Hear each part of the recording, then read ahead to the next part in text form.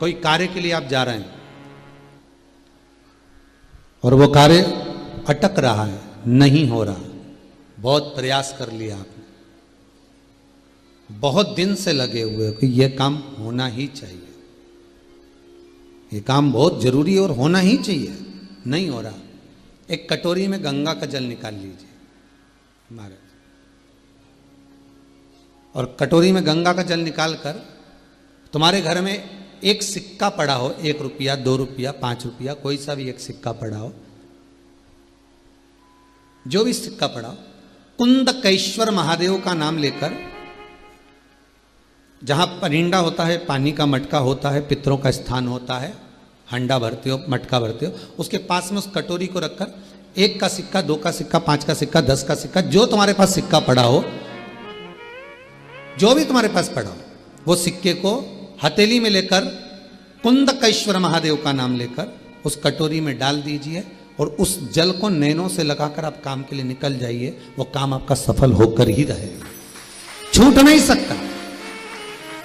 गंगा के जल में वो बल होता है, और आप जो सिक्का डाल रहे हो वो ये समझ कर डालें कि कुंदकेश्वर महादेव को मैं गंगा में स्नान करने के लिए, हमारे यहाँ पहले हमने भी देखा, आपने भी देखा होगा, किसी जब बारिश नहीं होती है या कोई काम अटक जाता है, जब बारिश, तो क्या करते थे पहले के जमाने में कि मंदिर को पैक कर दे, उसमें पानी भर दे शंकर जी के ऊपर, आपने कई जगह देखा होगा, उसमें शिव जी को डुबा, तो किसके लिए डुबाते थे? कुंदकेश्वर महादेव के लिए। ये नियम है कुंदकेश्वर महादेव का। पर आज के जमाने में तो चंपेश्वर महादेव है तो उनको भी डुबा दे, गुप्तेश्वर महादेव है तो उनको भी डुबा दे। ये उनके लिए नहीं है। कुंदकेश्वर महादेव किनका नाम है? जम के बोलिए, कुंदकेश्वर महादेव। ये कुंदकेश्वर महादेव को उस कटोरी में, उस बाटकी में सिक्के को डाल, और फिर जब आपका काम हो जाए, आप जिससे मिलने गए हो, जिससे काम की बात करने गए और काम हो गया, तो वो जल ले जाकर सिक्के के साथ, सिक्का तो डालो मंदिर में, कहीं दान पेटी आदि में, और वो जल भगवान कुंदकेश्वर के नाम से शिव जी को समर्पित कर दो। बाबा से विनती करो, बहुत बहुत साधुवाद है बाबा, आपने मेरी लाज रख ली, तेरी कृपा बनी रहे। उसको धन्यवाद दो बाबा को बार बार। हम तो रोज कहते, रोज प्रतिदिन उठो और उठते से धन्यवाद दे दो, धन्यवाद, उठते से कहो वाह वाह साहब, बहुत कृपा करी तूने, मेरी दोनों आंखें खोल दी, नहीं तो पलंग पे सोता रह जाता, तो बड़ी कृपा करी तू। भगवान से प्रार्थना, उठते से ही धन्यवाद भगवान को, तो बहुत बढ़िया। हाथ मत भी देख लो, पाँव माँव भी, मुंडा, सब बढ़िया है। बड़ी कृपा करी भोलेनाथ, तूने बड़ी कृपा करी, पूरा अच्छा छोड़ा। आधी रात के कहीं एक आध हाथ पे निपटा देता तो तकलीफ हो जाती है, बड़ी कृपा करी। भले कमरे के अंदर भगवान नहीं हो, पर पलंग पर बैठते से सबसे पहले उठो तो उसको धन्यवाद दो। तेरा ही दिया मैंने खाया पिया है, तेरा शुक्रिया है, तेरा शुक्रिया। मुझे भोले बाबा ने बहुत दे दिया है, तेरा शुक्रिया है, तेरा शुक्रिया है। ये जायदाद दी है, औलाद दी है, ये जायदाद औलाद दी है। मुसीबत में हर वक्त इमदाद दी है, मुसीबत में हर वक्त इमदाद दी है।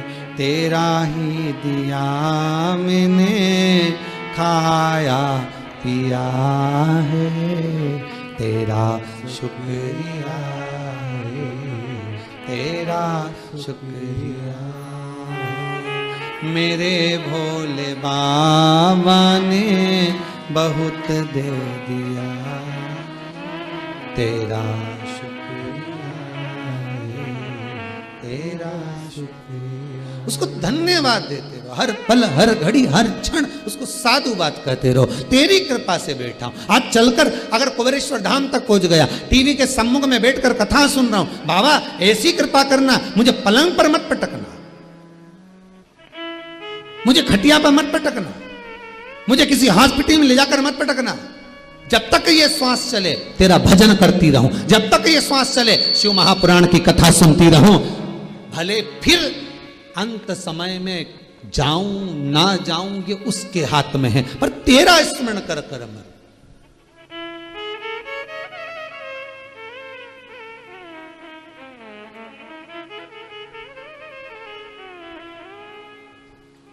पतंग उड़े आकाश माने डोर थारा हाथ मां। ये पतंग है नहीं हमारी, ये मनुष्य भी पतंग से कम है कहीं, हर कहीं उड़ जाए। ये मन पतंग से कम है, हर कभी उड़ जाए। पतंग उड़े आकाश माने डोर थारा हाथ मां, ओ भोले मारी पतंग ऊंची राखना। अगर तेरे हाथ में डोरी है तो तू जानता है कि इसको कहां तक ले जाना।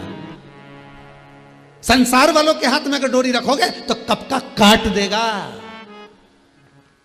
भगवान के हाथ में अगर डोरी रहेगी तो कितनी भी पतंग आ जाए, एक मोहल्ले में सुनार की 10-10 दुकान, पर किसी एक की पतंग मेरे भोले के हाथ में है तो वो इतनी चले इतनी उड़े, आसपास के दुकान वाले भी सोचते रहे हमारे पास भी वही माल, कपड़ा भी हमारे पास एक जैसा, पान की दुकान भी हमारी एक जैसी, चाय की दुकान भी हमारी एक जैसी, फिर इसी की क्यों चले। समझ जाना पतंग उड़ रही है और डोरी भोले के हाथ में पड़ी है, इसलिए उड़ रही है, इसलिए उड़ रही है। 50 दुकान एक मोहल्ले में, 100 दुकान एक जैसी कपड़े की, एक जैसा मार्केट, फिर एक की चले और 4 बैठे रहे, डोरी उसके हाथ में उड़ रही है। और कितने लोग लगे होंगे उसको काटने में, विचार करो कितने ग्राहक काटने वाले बैठे होंगे। इधर तो आओ हम पूरा कमीशन देंगे, इधर आओ 10% की छूट, इधर आओ 5% की छूट, कितने काटने वाले बैठे हैं। अगर संसार वालों के हाथ में पतंग रहती तो कब की कट गई होती, पर तेरा ही दिया मैंने खाया पिया है, पतंग उसके हाथ में थी, कटी नहीं साहब। कई लोगों ने प्रयास करा, नींबू पटक गए साहब, नींबू पटक गए, किसी के पास हमारे नींबू पटक गए, काय को डरे। पतंग अगर तेरी शंकर के हाथ में तो क्यों डरना। लिख दे दरवाजे पे कि एक साथ 1 दर्जन पटको अचार बना के खाऊंगा, तो क्यों डरे। पतंग शिव के हाथ में है, पतंग शंकर के हाथ में है, और अगर पतंग मेरे शिव के हाथ में है तो फिर डरना क्या, क्यों डर।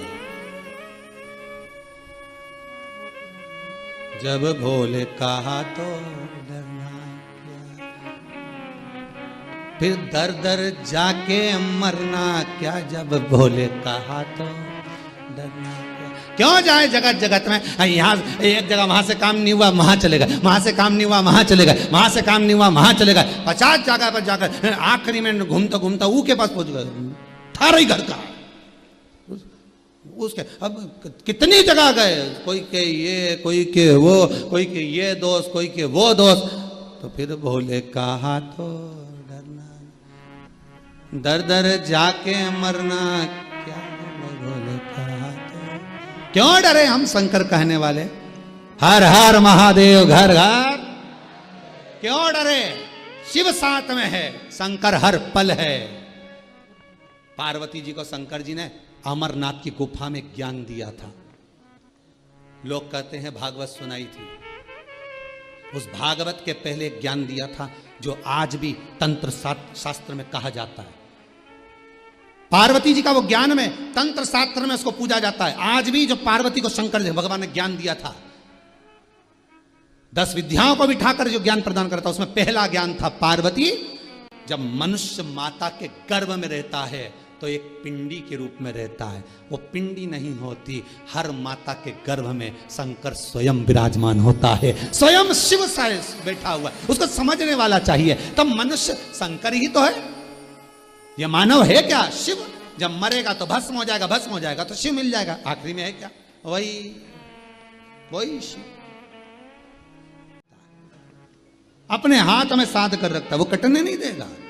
शिव महापुराण की कथा कहती है बस उस पर किया हुआ भरोसा, उस पर किया गया विश्वास कभी टूटता नहीं। इसलिए रामचरितमानस में कहा शंकर विश्वास रूपिणो।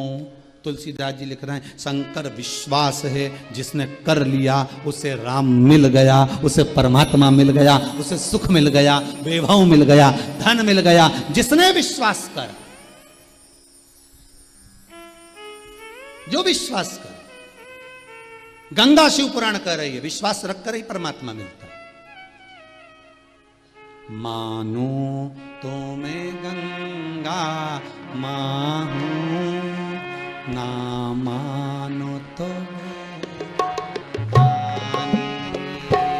मानो तो मैं गंगा माहूं, ना मानो तो बहता पानी। 12 ज्योतिर्लिंग पर वही गंगा है।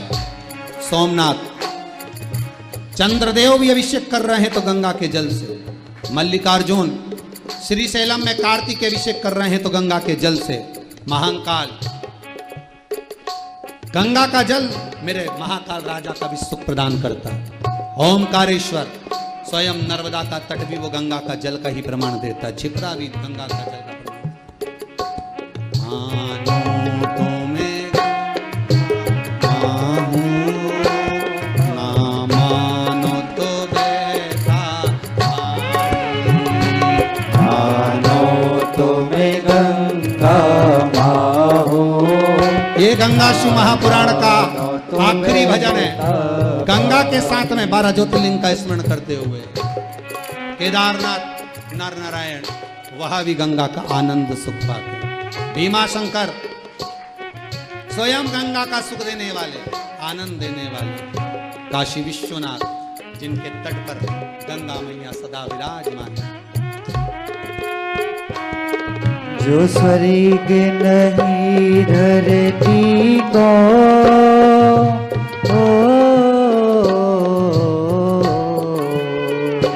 जो स्वर्ग नहीं धरती को, मैं हूँ प्यार की वही निशानी। मानो तो मैं गंगा माहूं, ना मानो तो बहता पानी।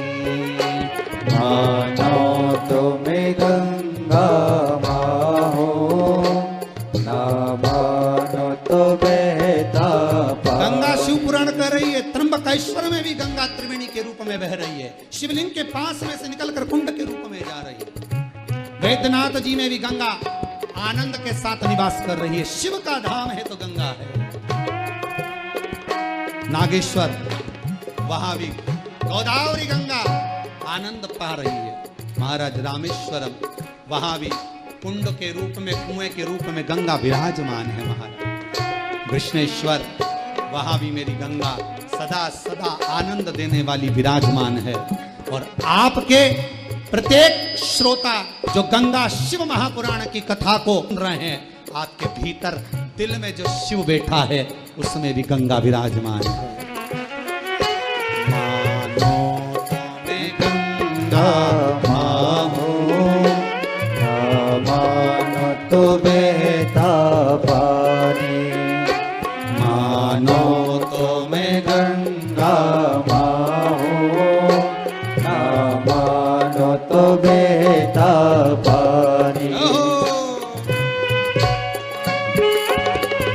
ये शिव महापुराण की कथा, ये गंगा शिव महापुराण की कथा। मैं गंगा माहूं, ना मानो तो बहता पानी। मानो तो मैं गंगा माहूं, ना मानो तो बहता पानी। जो स्वर्ग नदी धरती को,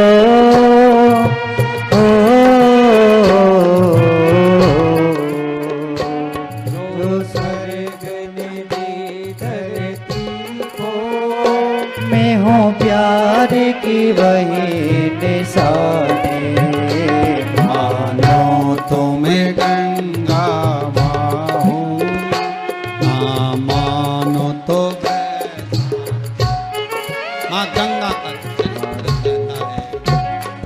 बोल गंगा महारानी की जय। हर हर हर महादेव।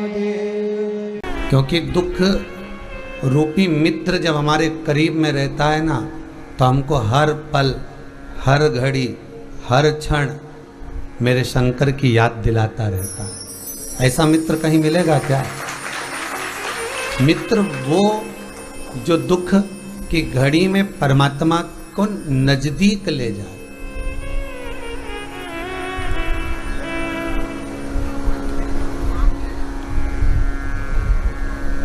दुख की घड़ी में ईश्वर जब याद आ रहा हो, दुख की घड़ी में जब परमात्मा याद आ रहा हो, दुख की घड़ी में जब भगवान याद आ रहा हो, तो वही श्रेष्ठ मित्र।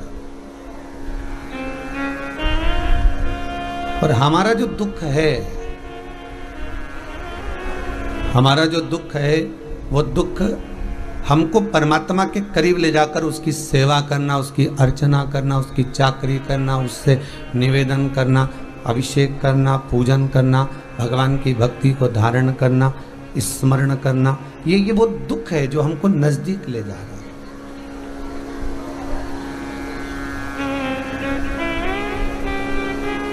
ईश्वर के करीब ले जाने वाला, ईश्वर के पास ले जाने वाला केवल एक दुख है। उसके सिवाय कोई परमात्मा के पास लेकर भी अगर चले गया तो मन उचिष्ट होकर वापिस आ जाएगा। पर यदि दुख एक बार परमात्मा के करीब अगर लेकर गया है, तो फिर वो सुख का भान अवश्य करा देगा, फिर वो सुख का स्मरण अवश्य कराएगा।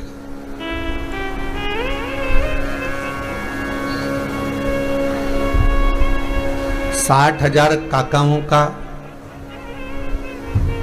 60,000 काका जब शांत हो गए, तो भागीरथ महाराज उस दुख को देखकर कि 60,000 काका शांत हो गए, उनके उद्धार के लिए मुझे कुछ करना पड़ेगा। कभी कभी जगहित के साथ में आप अपनी आत्मा के कल्याण के लिए भी तो विचार करिए। जगहित के साथ में कभी कभी अपने भीतर का भी विचार करिए कि मेरा कल्याण कैसे,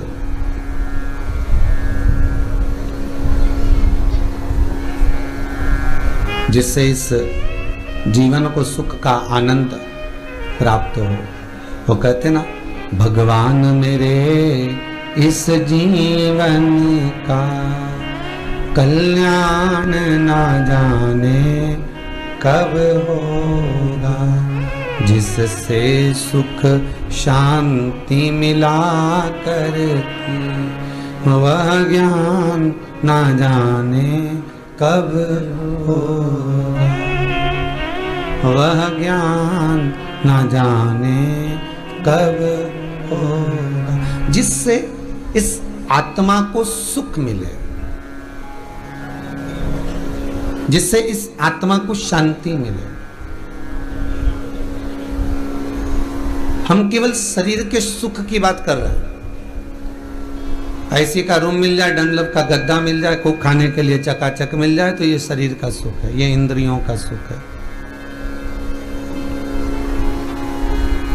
और इस सुख में जो आनंद नहीं है, इस सुख में कुछ फल नहीं है, इस सुख में कोई आनंद की अनुभूति नहीं है। सुख भीतर का है। एक राजा ने एक सेवक को रखा और सेवक को रखकर कहा कि जाओ। अब सेवक तो था पर सुंदरता नहीं थी उसमें, बहुत ज्यादा कोई सुंदरता उस सेवक में नहीं है। तो राजा ने उसको कहा ठीक है, अब किसी के कहने पर रख लिया कि अच्छा है, ईमानदार है, अब उसको रखा। पर उसमें कोई सुंदरता का भाव नहीं था।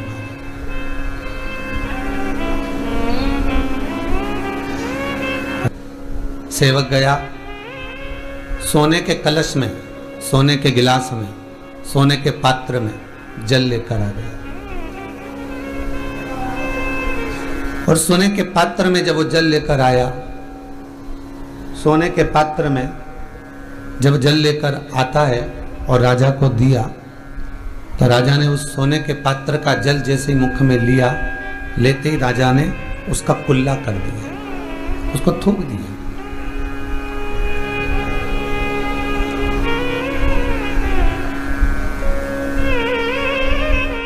सोने के पात्र का जो जल था, राजा ने उसको थूक दिया। और राजा ने उस सोने के पात्र के जल को जब थूका, तो दूसरा सेवक वहीं पास में खड़ा हुआ था, उसने पूछ लिया, महाराज क्या हुआ आपको, आपने ये जल क्यों थूका, किस लिए थूका?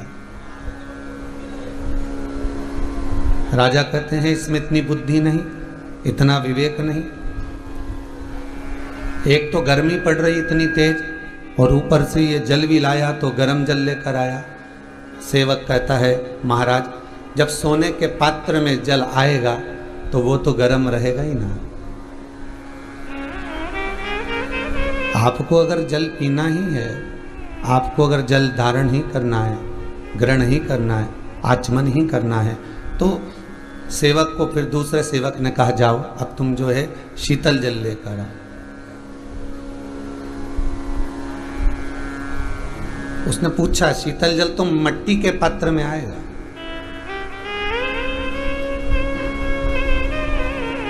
और मिट्टी के पात्र में अगर शीतल जल आएगा, और मैं मिट्टी के पात्र में शीतल जल लेकर आ गया, और वो शीतल जल मैंने मिट्टी के पात्र में अगर राजा को दिया, शीतल जल अगर मैंने मिट्टी के पात्र में राजा को प्रदान किया, तो राजा का अपमान नहीं होगा? फिर राजा का भी तो अपमान हो सकता है। सेवक ने कहा, नहीं जाओ राजा के लिए शीतल जल लेकर आओ। सेवक ने सेवक की बात मानकर और मिट्टी का पात्र लेकर गए, और मिट्टी के पात्र में जल लेकर आए, और उस जल को लाकर दिया। राजा ने पिया, कंठ को थोड़ी शीतलता प्राप्त हो गई।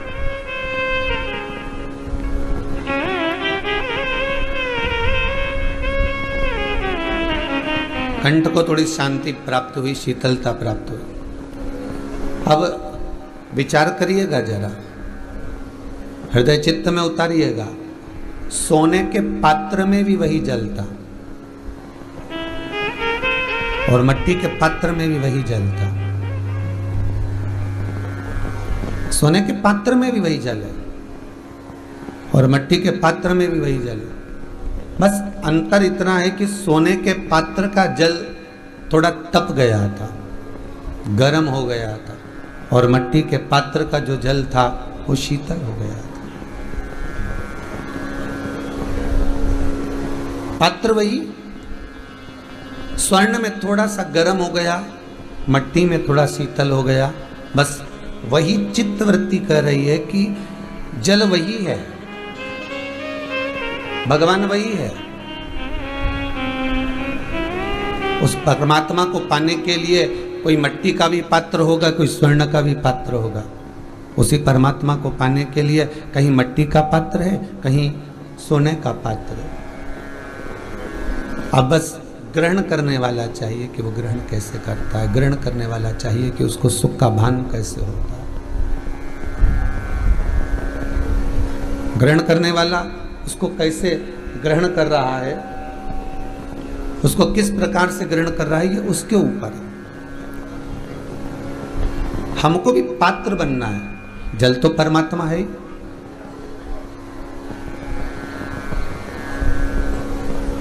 जल तो परमात्मा है, हम कैसे पात्र बन सकते हैं?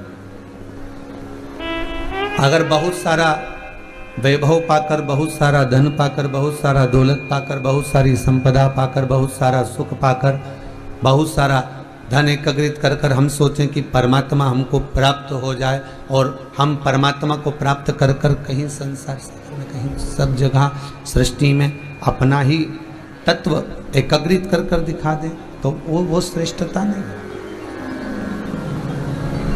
उसमें कोई सुख का भान नहीं है, उसमें कोई आनंद का भान नहीं है, उसमें कोई रस का भान नहीं है। महाराज बस शीतलता का भाव रखना है, तो मिट्टी के पात्र जैसे स्वयं को शीतल रखना पड़ेगा, स्वयं को शीतल। और स्वयं की जब शीतलता,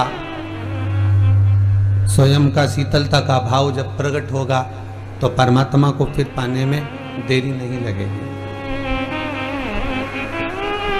फिर परमात्मा को पाने में देरी नहीं लगेगी।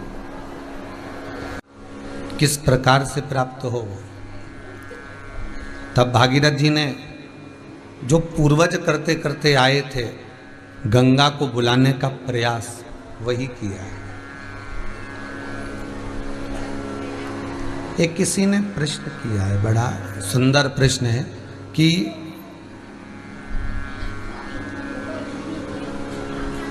राजा सगर के 60,000 पुत्र जो हुए और जिन्होंने अश्वमेध यज्ञ के अश्व को ढूंढना चाहा और वो अश्वमेध यज्ञ का अश्व ढूंढ ढूंढ कर चले गए, आखिरी में कपिल बाबा के आश्रम में पहुंचकर राख का ढेर बन गए।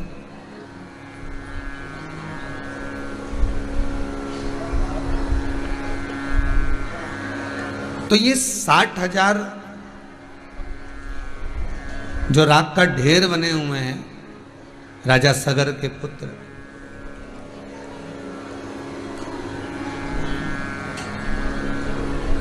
ये कैसे प्रकट हुए? इनके जन्म का कारण क्या था? महाराज, महाभारत के अंतर्गत स्पष्ट किया गया, राजा सूर्यवंश की कथा में स्पष्ट किया गया कि राजा सगर की 2 धर्म पत्नियां थी। कितनी पत्नियां हैं? 2। और केवल राजा सगर के लिए ही नहीं कहा। अगर आप श्रीमद् भागवत कथा को उठाकर देखेंगे तो उत्तानपाद की भी 2 धर्म पत्नियों का वर्णन आता है, सुनीति और सुरुचि। एक नीति का मार्ग प्रशस्त करती है, एक रुचि का मार्ग प्रशस्त करती है। एक नीति को दर्शाती है, एक रुचि को दर्शाती है।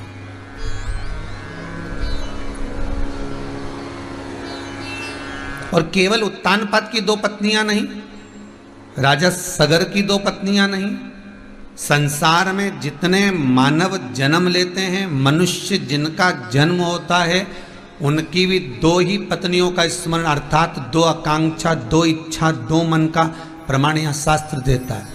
राजा सगर की 2 पत्नियां थीं, उत्तानपाद की 2 पत्नियां थीं। संसार सागर में जन्म लेने वाला मनुष्य की भी 2 इच्छाएं, 2 आकांक्षाएं, 2 मन, 2 चित्त, 2 वृत्ति रहती।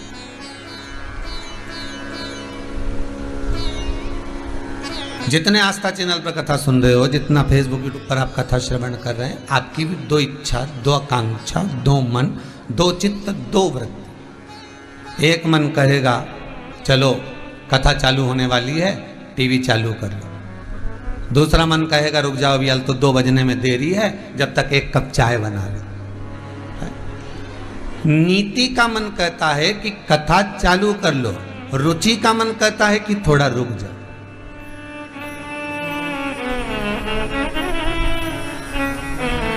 नीति का मन कहता है कि सत्संग में चलो, नीति का मन कहता है कि कथा श्रवण कर लो, थोड़ी देर जरा मोबाइल लेकर बैठ जाए, तो दूसरी चीज ना चलाएं, हम व्हाट्सएप वगैरह नहीं चलाएं, फेसबुक पर आधिकाधिक जो चीजें नहीं देखें। हम अगर देखें तो भगवान की चर्चा ही देखें, भगवत कथा ही देखें, भगवत स्मरण ही देखें।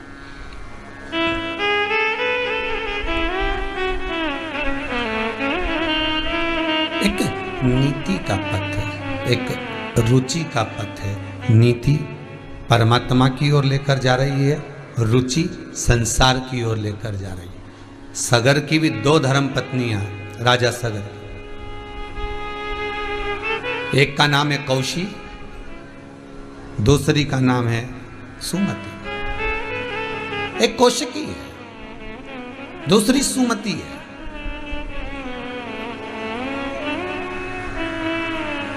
उत्तानपाद की भी 2 धर्म पत्नियां थी, सुनीति और सुरुचि। नीति और रुचि से वर्णन किया गया ध्रुव जी महाराज की कथा में, नीति और रुचि से, और यहां कौशिकी और सुमति से वर्णन किया गया।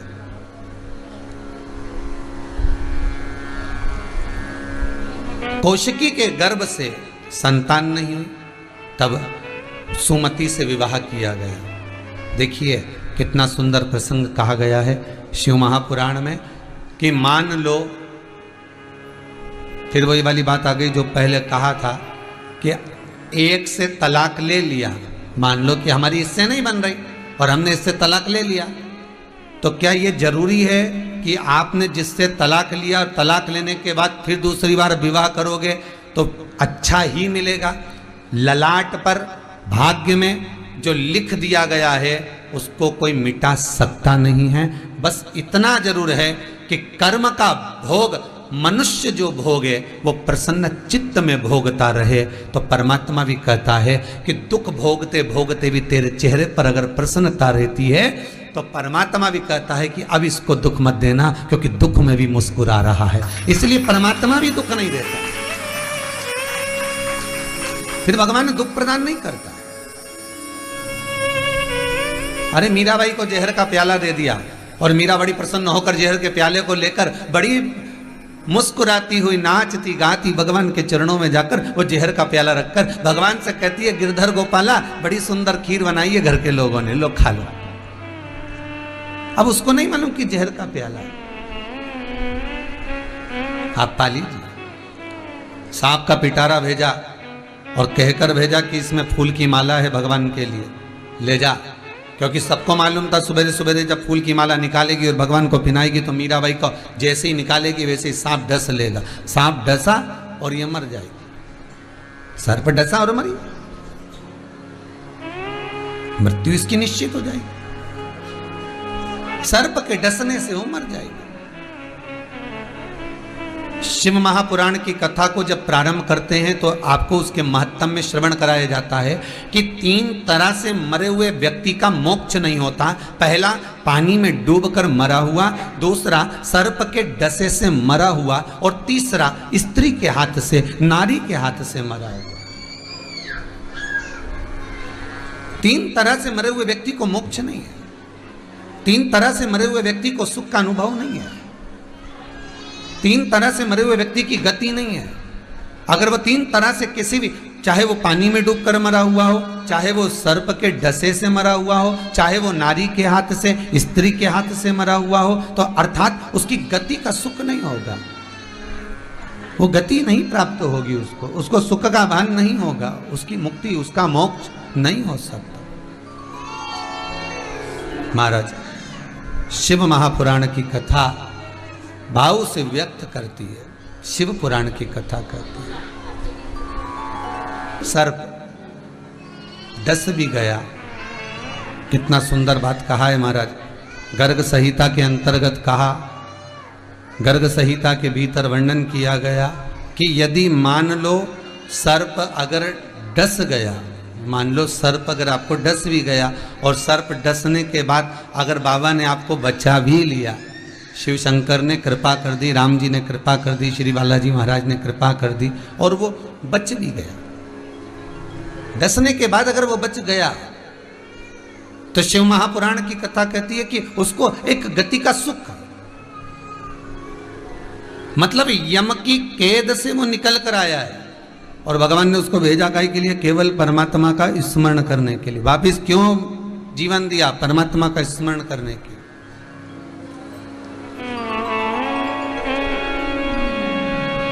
एक कोई माताजी ने लिखा है कि गुरुदेव, कोई बैतुल की हैं वो, उन्होंने लिखा है कि सर्प डस गया था और बाबा देवाधिदेव महादेव की कथा ऐसी रोम रोम में भरी हुई थी, शिव की कृपा ऐसी हो गई थी कि सांप डस गया फिर भी बाबा ने बचा लिया। इसलिए बहुत दिन से मन में सोच कर बैठी थी कि कुंवरेश्वर धाम जाकर एक बार धोख लगाऊं, प्रणाम करूं। वो डस के निकल भी गया और उसने डसा, इलाज भी हो गया, सुख भी मिल गया, मैं जीवित भी रह गया। अब हो सकता है थोड़ा बहुत कष्ट तो हाथ में रहेगा, क्योंकि विष तो विष होता है, विष तो विष है।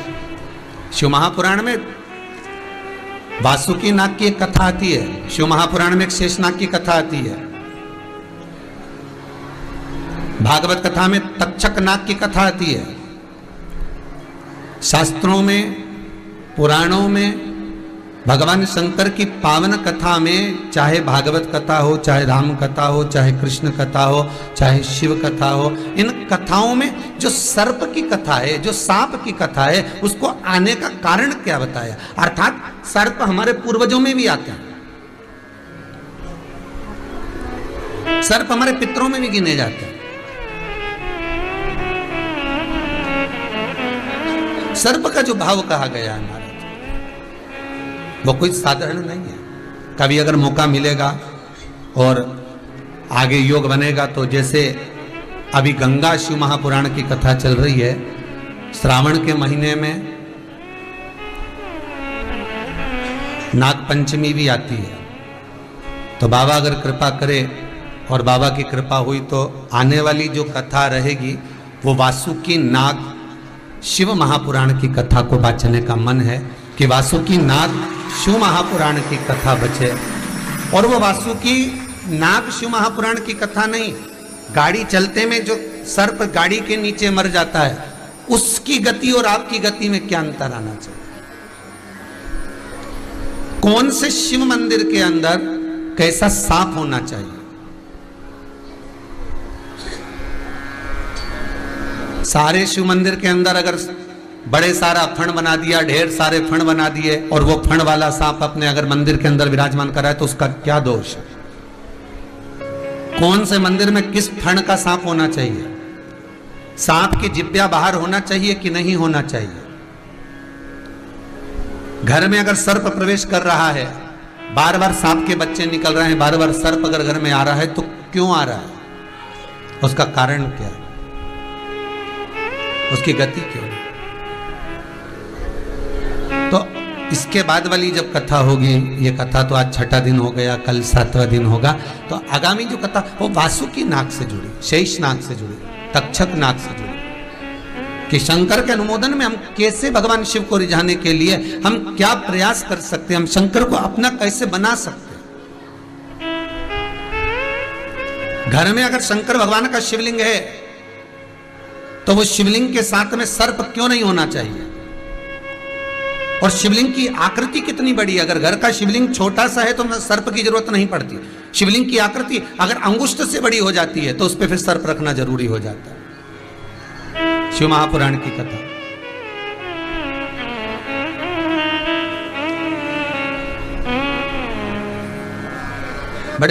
बड़ी सुंदर बात वहां पर कही गई है महाराज, बड़ा सुंदर संवाद कहा गया है महाराज। और वो संवाद शिव महापुराण के अंतर्गत अपन श्रवण करेंगे आगामी।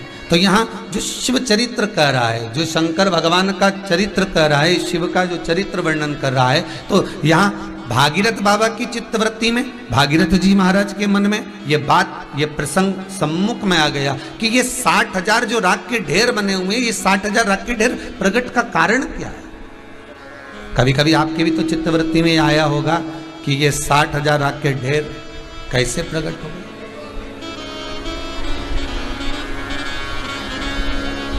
कैसे प्रकट हो जाता। शिव कथा कह रहे, कौशिकी और सुमति,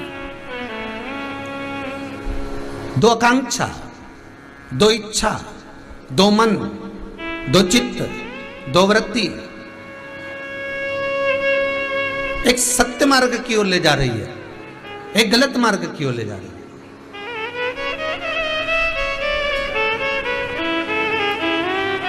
एक अच्छे मार्ग की ओर ले जाने का प्रयास कर रही है और एक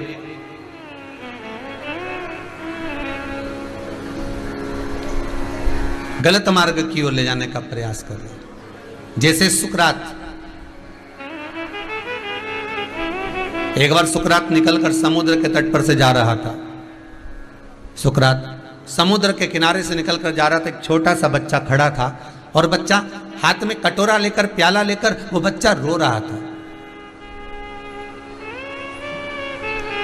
उसके हाथ में कटोरा है, उसके हाथ में प्याला है, और कटोरा लेकर प्याला लेकर वो बच्चा रो रहा है। तो सुकरात ने पूछा, हे बालक, तुम इस कटोरे को देखकर, इस प्याले को लेकर क्यों रो रहे हो?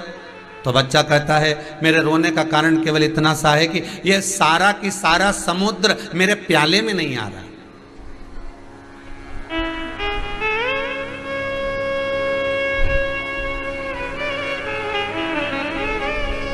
ये इतना बड़ा जो समुद्र है, ये विशालतम जो समुद्र है, ये मेरे कटोरे में, ये मेरे प्याले में नहीं आ पा रहा, इसलिए मैं रो रहा हूं।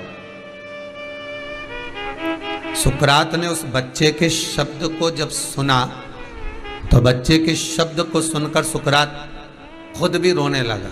तो बच्चे ने सुकरात से पूछा कि तुम इतने बड़े शास्त्री होकर, इतने महान ज्ञानी होकर कि नगर नगर के राजा तुमसे समय लेते हैं मिलने के लिए, तो तुम मेरी बात सुनकर रो क्यों रहे हो? सुकरात कहता, तुम किस लिए रो रहे हो? तो सुकरात कहता है कि मैं रो इसलिए रहा हूं कि जैसे तुम कह रहे हो, आप कह रहे हो कि छोटे से प्याले में समुद्र भरना है, वो भरा नहीं रहा, इसलिए रो रहे हो। सुकरात कहता है, मैं भी इसलिए रो रहा हूं क्योंकि मैं भी ये प्रयास कर रहा था कि मेरी छोटी सी बुद्धि में पूरा संसार भरा जाए। हम भी यही प्रयास करते हैं, हम भी यही प्रयास करते हैं, हमारा भी यही काम है। छोटा सा जीवन है, फ्रिज भी खरीद लूं, वॉशिंग मशीन भी खरीद लूं, गाड़ी भी ले लूं, बंगला भी बना लूं, ये भी कर लूं, वो भी कर लूं, पर एक चित्तवृत्ति में ये नहीं आ पाया कि छोटी सी जिंदगी है, छोटा सा मनुष्य का देह है, छोटा सा जीवन है, इस छोटे से जीवन में मैं शिव का अनुमोदन कर लूं।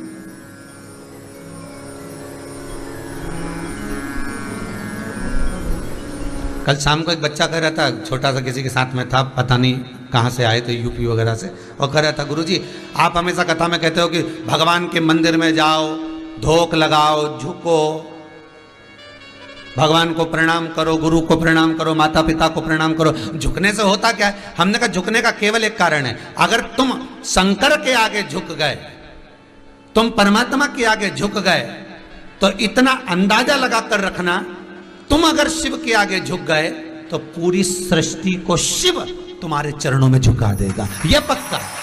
अगर आप शिव के सम्मुख में झुकते हो, आप शंकर के सम्मुख में झुक रहे होते हो, आप परमात्मा के पास झुक रहे होते हो, तो संपूर्ण विश्व को परमात्मा झुका सकता, अगर आप झुके हो तो।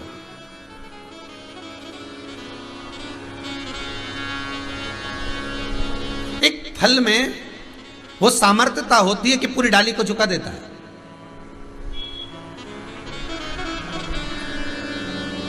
एक फल पूरी डाली को झुका देगा, उसकी ये सामर्थ्यता है। अर्थात आप अगर परमात्मा के आगे झुक रहे हो तो संपूर्ण विश्व को झुकने में देरी नहीं लगेगी। आप उस परमात्मा के चरण को अगर पकड़ कर रखे हो तो दुनिया का चरण नहीं पकड़ सकते। उसने आपको साध रखा, उसने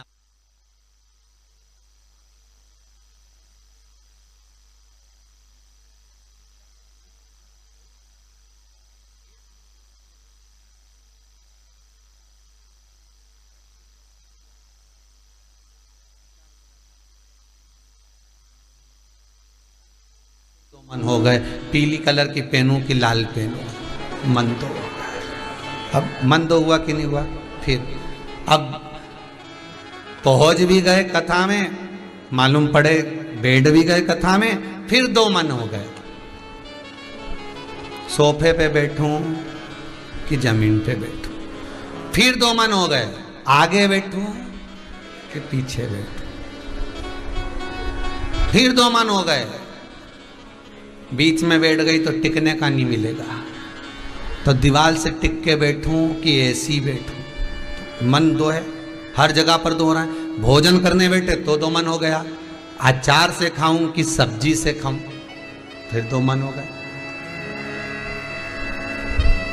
तुम जहां जाओगे, एक गाड़ी में भी सवार होकर जा रहे हो तो तुम्हारा दो मन, बस के अंदर बैठ रहे हो तो दो मन हो जाता है, आगे वाली सीट पे बैठूं कि पीछे वाली पे बैठूं।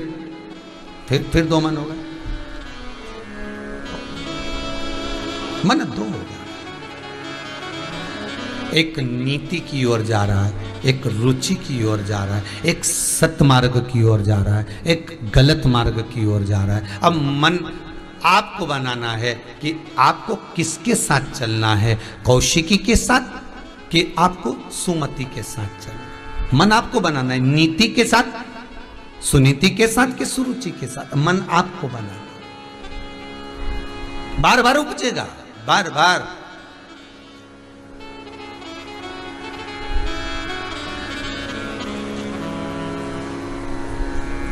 आज तक लोगों को नहीं मालूम कि पूजन करने बैठते हैं तो सबसे पहले क्या करते हैं।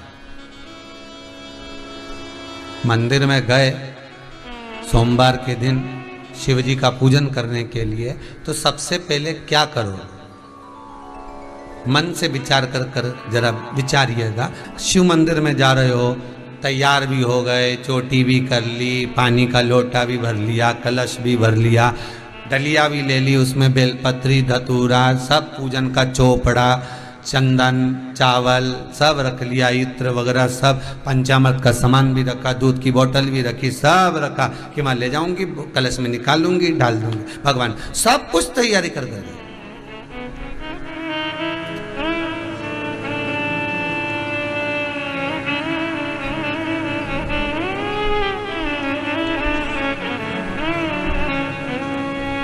पूजन करने से पहले सबसे पहला काम कौन सा होता है? जब आप अकेले पूजन कर रहे हो, पति के साथ कर रहे हो या अकेले कर रहे हो, उस समय पर कोई विद्वान ब्राह्मण नहीं है आपके साथ में, कोई अभिषेक कराने वाला ब्राह्मण तुम्हारे साथ में नहीं है। और मंदिर रोज के पंडित जी को लेके जाओगे? अरे बोलो तो नहीं। जितने लोग आस्था पर श्रवण कर रहे हो, जितने फेसबुक यूट्यूब पर श्रवण कर रहे हो, मंदिर क्या आप रोज पंडित जी को लेकर जाते हो या पंडित जी से कहकर जाते हो कि हम मंदिर जा रहे हैं तुम वहां पर आ जाओ? नहीं। और ना मंदिर में जो पंडित जी होगा वो भी तुम्हारी पूजन में शामिल नहीं होगा। वो तो अपना प्रसाद बांटेगा, बेलपत्री देगा, तुलसी देगा, पंचामृत देगा, चरणामृत देगा, प्रसाद देगा कि तुम्हारे लिए खड़ा रह के मैं पूजन कराएगा। वो तो तुम भैया लोटा भर के पानी लाओ, कलश लाओ, चढ़ा। अब तुम तो, तुम्हारा तो रोज का नहीं है। अब रोज पंडित जी को तुम थोड़ी दक्षिणा दोगे कि पंडित जी मंदिर का हमारे रोज पूजन कराएगा, तुम रोज 100 रुपया ना 50 रुपया दें, तो तुम इतना भी नहीं करोगे, 10 रुपया नहीं करो तुम रोज का। तो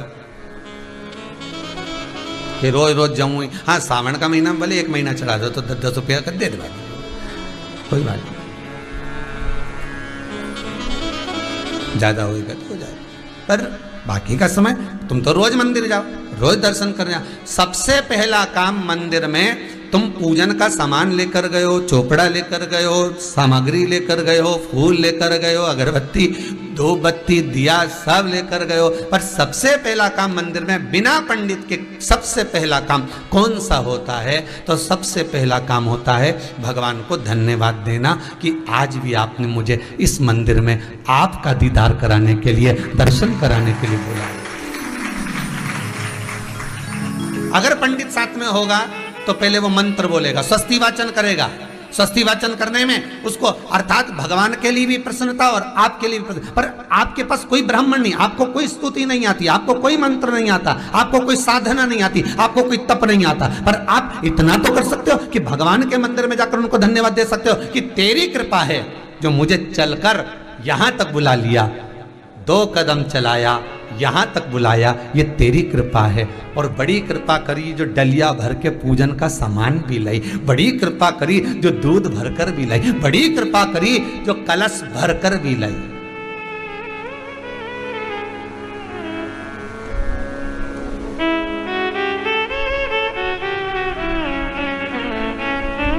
कितने लोगों का फायदा है कलश भरकर मंदिर ले जाने में? देखिए जरा कितने लोगों का फायदा। हिंदू धर्म में, विष्णु पुराण में, पद्म पुराण में लिखा है, सौभाग्यवती नारी जब भरा हुआ पानी का लोटा लेकर कलश लेकर जाती है और उसको देखकर कोई व्यक्ति निकल कर चले जाता है तो जिस काम के लिए जाता है वो काम सफल हो जाता है। कई लोग कहते हैं गुरुजी आपने कह कर मंदिर का पानी बंद कराकर लोग अपने अपने घर से पानी ले जाने लगे शंकर जी के मंदिर में चढ़ाने के लिए। पर आपके पानी चढ़ाने से कितनों का फायदा कि भले 15 घर छोड़कर, 20 घर छोड़कर, एक मोहल्ला छोड़कर, एक सोसाइटी छोड़कर, एक कॉलोनी छोड़कर मंदिर दूर होगा। आप जब पानी का लोटा लेकर जाओगी, भरा हुआ पात्र लेकर जाओगी, ना जाने कितने लोग रास्ते में से निकल कर जा रहे होंगे, आपका मुख देख कर जाएंगे, भरा हुआ पानी का कलश देख कर जाएंगे, तो बेचारा जिस काम के लिए जा रहा होगा उसका काम सफल हो जाएगा। उसकी दुआ तुमको लगेगी, उसकी दुआ तुमको प्राप्त होगी। अब पहले क्या करती थी? मंदिर का ही लोटा, मंदिर का ही पानी, सिर पे पल्लू लेके हर हर महादेव, बस शिव जी के चढ़ा रही और इतने प्रेम से रिझा रही। अब फ्री का पानी था तो एक लोटे में मन भी नहीं माने, क्योंकि फ्री की चीज मिल जाए तो एक लोटा में माने गई। खुद के घर की शादी और दूसरे के घर की शादी में अंतर होता है जी। खुद के घर की शादी में तो जरा सा भी सामान फेंकना नहीं चाहिए, जरा सा। पनीर की सब्जी बच गई, फ्रिज में रख तो कल खा जाएंगे, तो पनीर सब्जी बच गई। और दूसरे के यहाँ की फिर पनीर की सब्जी, फिर क्या? बड़ा बहुत अंतर है जी, खुद का सामान और दूसरे, खुद का बेटा और दूसरे के बेटे में बहुत अंतर है। खुद के बेटे में कोई खोट नहीं थी कि हमारा छोरा इतना जोरदार, इतना बढ़िया।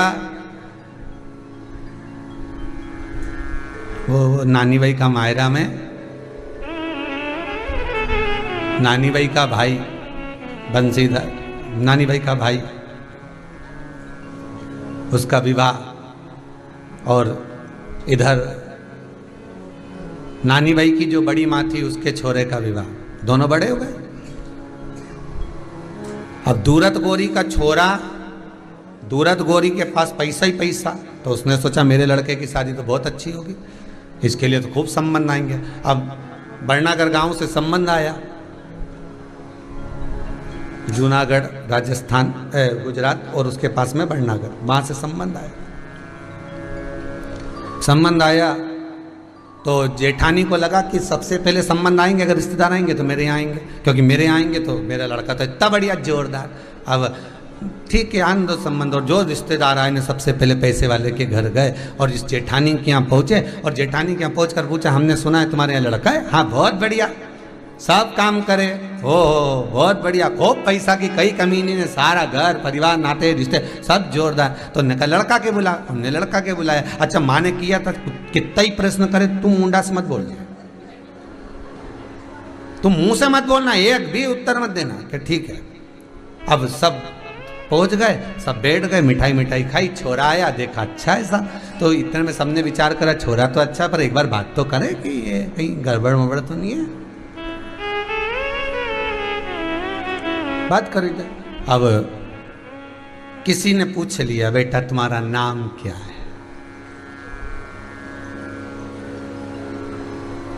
तुम्हारा नाम क्या? अब इसको मना करा था मत बोलना, परंतु ये बोल दिया, फूलचंद। 5 मिनट तक तो फूफू करा, उसके बाद बोला फूलचंद। अब सबको समझ में आ गया कि अभी शादी नहीं हो सकती, क्योंकि ये तो अटका है, अटक गया। अगर शादी कर दे तो छोरी का जीवन। अब बेचारी 1 घंटे तक इसकी बात सुनने के लिए रेजान ने बोलना चालू करे था, कहाँ गया था?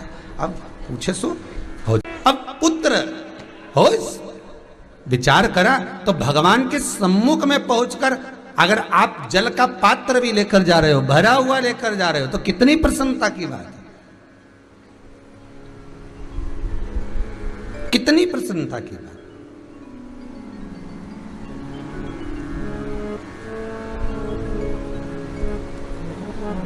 हिंदू धर्म की रीति है, जिस पात्र को हम जल चढ़ाने लेकर जाते हैं उस पात्र में भगवान के चरणों का जल लाते हैं, खाली पात्र नहीं लाते। क्या लाते हैं?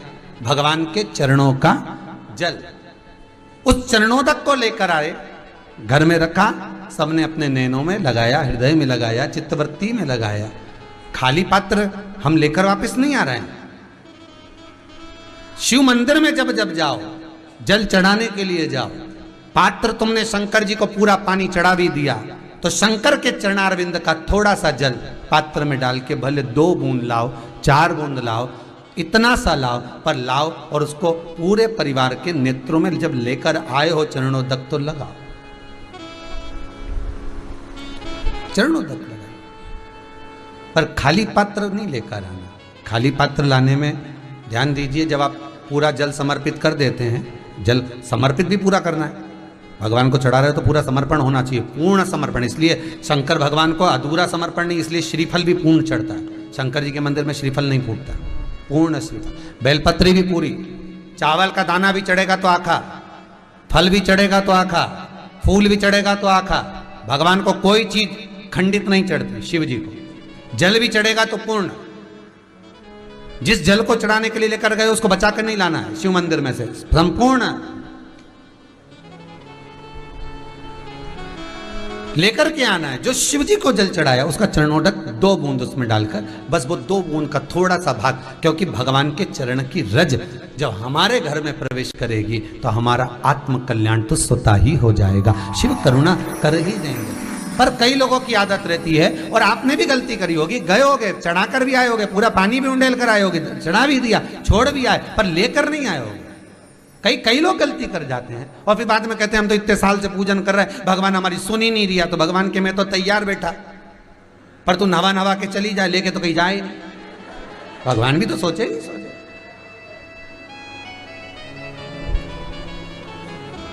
अब भगवान तो आके नहीं बोलेगा कि तू मेरे चरण की रज ले जा। सास कभी बोलती है कि मेरे कमरे में आ जाना, मैं सोने की चेन दे दूंगी।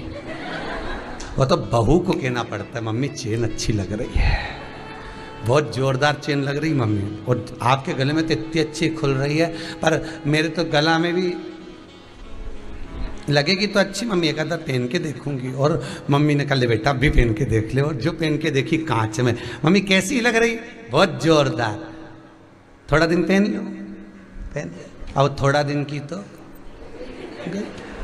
भगवान थोड़ी ना कहेगा कि तू मेरे पास में आए तो मेरे चरण की रज लेकर जा। भगवान थोड़ी ना कहेगा कि मेरे पास में आकर तू ये लेकर जा। भगवान तो कहेगा मेरे पास में आया है, मांगना कुछ मत, बस मुझे जो स्नान कराया है मेरा चरणोदक लेकर जा, छीट दे पूरे घर में, संपदा भरना मेरा काम है। जहां मेरी चरण की रज पहुंच गई वहां संपदा स्वतः पहुंचती है, मैं वहां पहुंच जाता हूं।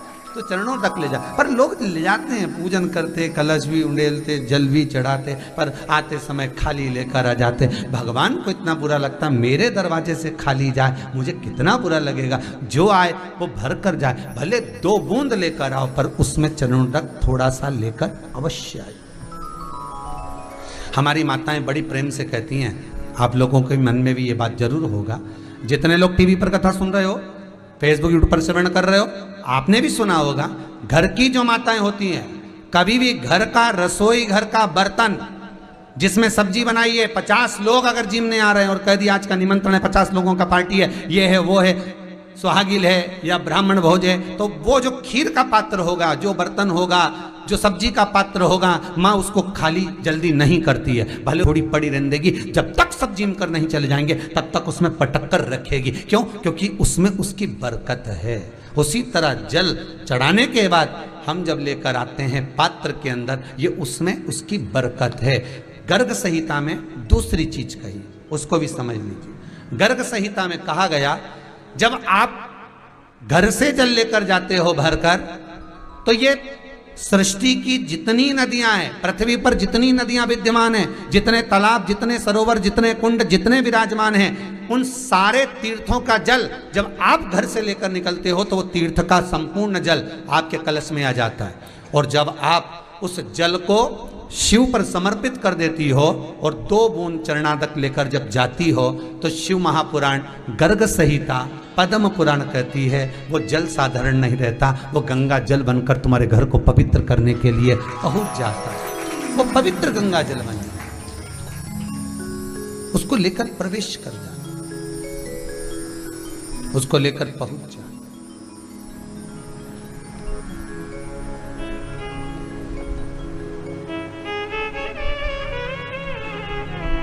स्मरण करते करते जाए। हम बार बार कहेंगे भगवान के मंदिर जब भी जाओ ना, चेहरे पर प्रसन्नता होना चाहिए। किसी से मिलने जाओ ना, चेहरे पर अगर प्रसन्नता नहीं और ऐसे ही पहुंच गए ना, तो वो श्रेष्ठता नहीं मानी गई। तुम तुम्हारी बहन के घर जाओ, सती मैया जलकर भस्म क्यों हुई? माता सती के भस्म होने का कारण क्या था?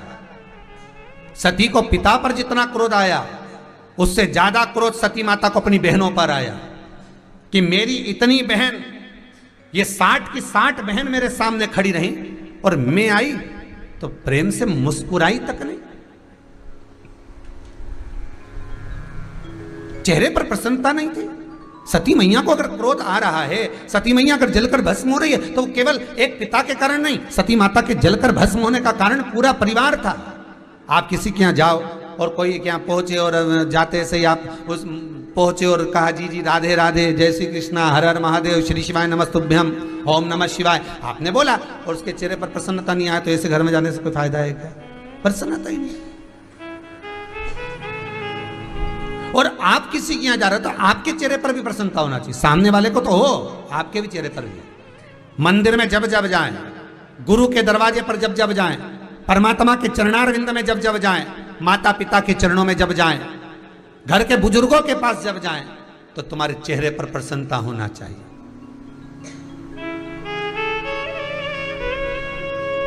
नहीं तो मुसद्दी लाल जैसे चले जाओ मुंह तार के, क्या मतलब? चेहरे पर प्रसन्नता हो। भगवान को भी लगे दुख भले है इसको, पर चेहरे पर प्रसन्नता है, इसको अब दुख नहीं देना, क्योंकि इतना मुस्कुराकर ये मेरे मंदिर में आती है। एकादशी का व्रत करो ना तुम, सोमवार का व्रत करो, मंगलवार करो, शनिवार करो, तुम जिस व्रत को करते हो, सावन में तो अब व्रती व्रत चालू हो जाएंगे सारे के सारे, जिस व्रत को करो उसमें तुम्हारे चेहरे पर प्रसन्नता होना चाहिए। भगवान को भी लगे भूखी रहने के बाद भी इतनी प्रसन्न हो रही, इतनी प्रसन्न, कितना चेहरे पर प्रसन्न। और मालूम पड़े भूखी रही सो रही और मालूम पड़े क्रोध इतना बढ़ गया, क्लेश इतना बढ़ गया, तो उसका सुख नहीं होगा, उसका आनंद नहीं होगा, प्रसन्नता हो। तेरी चौखट की चाकरी सबसे बढ़िया है सबसे करी, मेरी किस्मत का जब गुल खिला, तब जा कर के ये दर मिला। मेरी किस्मत का जब गुल खिला, तब जा कर के ये दर मिला। मिल गई मुझको चौखट तेरी, मिल गई मुझको चौखट तेरी, सबसे बढ़िया है सबसे खरी। भोले बाबा तेरी नौकरी, सबसे बढ़िया है सबसे खरी। तेरे दरवाजे की चाकरी, सबसे बढ़िया है सबसे खरी। ये उसकी कृपा जो आपको कथा में लगा कर रखा है, कथा में चित्त लगा हुआ है, वृत्ति लगी हुई, मन लगा हुआ है। कल कोई कह रहा था गुरुजी आस्था चैनल पर कथा आ रही है, अब तो फ्री डिस्क पर भी चलने लगी, हर जगह कथा चलने लगी। उसके बाद भी 42 हजार लोग केवल मोबाइल पर सुन रहे हैं, तो ये आस्था पे क्यों नहीं सुने? तो हमने कहा जिसकी जिससे जैसी लगी, कहीं पर तो सुन रहे हैं, और मोबाइल के माध्यम से हो सकता है दुकान में, गाड़ी में, किसी किसी के यहाँ लाइट भी चली जाती है, कोई जरूरी है, कोई काम भी अड़ जाता है, व्यापार भी करना है, व्यवसाय भी करना है, पर उसकी कथा उसके श्रवण में चल रही है। तो जितने लोग कथा सुन रहे हैं उनको साधुवाद देता हूं, आप अपनी जिंदगी को भी तार रहे हो, और ना जाने कितनी पीढ़ियां केवल श्रवण करने से आप पार उतार दे रहे हो, केवल श्रवण करने से। बहुत बहुत साधुवाद है, बहुत बहुत साधुवाद। मोबाइल का सही सदुपयोग आप कर रहे हो, जो YouTube पर बैठकर कथा का रस तत्व ग्रहण कर रहे हो। नहीं तो लोग इस मोबाइल पर दिन भर कुछ ना कुछ देखते ही रहे, पर वो नहीं देख पाते जिससे जिंदगी संवरना है। मैं धन्यवाद देता हूँ जितने लोग फेसबुक यूट्यूब पर कथा श्रवण कर रहे हैं, उनको बहुत बहुत साधुवाद, धन्य है सब, सार्थकता है आपका जीवन, बहुत बहुत सार्थक जीवन की सार्थकता। विवाह नहीं हुआ, विवाह हुआ 22 वर्षों के, संतान नहीं, पिताजी ने बुलाया, क्या बात है पिताजी, संतान 22 वर्ष के बाद भी संतान नहीं। बाहू के नेत्रों में जल भर गया, रोने लगे। क्या सूर्यवंश आगे नहीं बढ़ेगा? क्या करा जाए? तब चित्तवृत्ति में आया, राजा सगर बड़े धर्मात्मा थे, पुण्यात्मा थे, खूब सेवा करते थे, दान पुण्य खूब करते थे, खूब अच्छा व्यवहार करते थे, उनकी प्रजा में कोई दुख नहीं था। तो राजा सगर के पास स्वयं मेरा विश्व अधिपति विश्वनाथ ने देवऋषि नारद को भेज दिया। एक ऋषि का रूप रखकर, एक ब्रह्म रूप रखकर देवऋषि नारद राजा सगर के नगर में पहुंच गए। राजा सगर ने भिक्षाम दे, राजा सगर ने उसी समय पर कौशिकी और सुमति को भेज दिया, जाओ कौशिकी, जाओ सुमति, जाकर दरवाजे पर देखो कोई भिक्षा मांगने आया, जाइए जाकर देखो कौन आया। सुमति कौशिकी ने जाकर कहा, ब्राह्मण देवता बताइए आपको क्या दिया जाए, क्या देना है आपको, आप बोलिए, क्या प्रदान करना है आपको, आप बोलिए।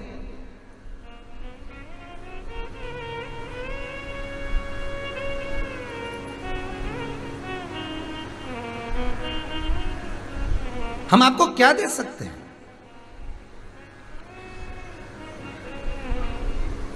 क्या दें हम आपको, बताओ। देवऋषि नारद कहते हैं कुछ भी नहीं चाहिए, बस इतना चाहते हैं कि आप राजा सगर से कहिए हिमालय पर जाए, तब साधना करे, बालू के शिवलिंग का निर्माण करे, उसकी पूजन करे, अर्चना करे, और दोनों रानियां साथ बैठकर अगर अर्चना करोगी तो ये श्रेष्ठता है कि आपके घर में संतान होगी।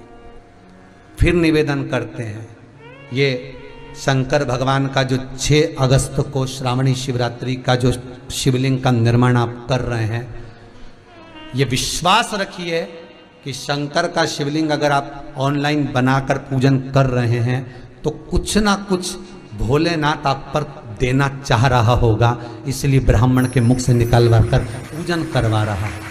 कुछ तो मेरा बाबा कृपा कर रहा होगा। भगवान खुद आकर नहीं बोलता, पर अपने भक्त से भगवान किलवा देता है कि ये करना है, उसका फल मिल सकता है।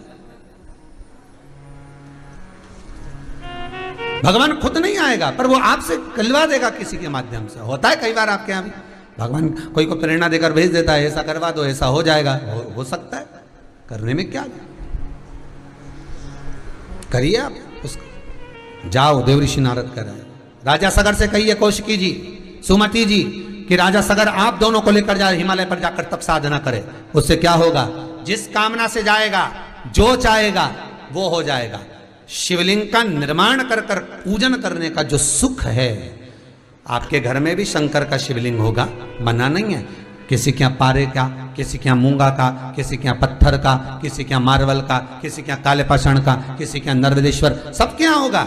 आप सोचेंगे कि हम उन्हीं का अभिषेक कर ले, नहीं, निर्माण करना है।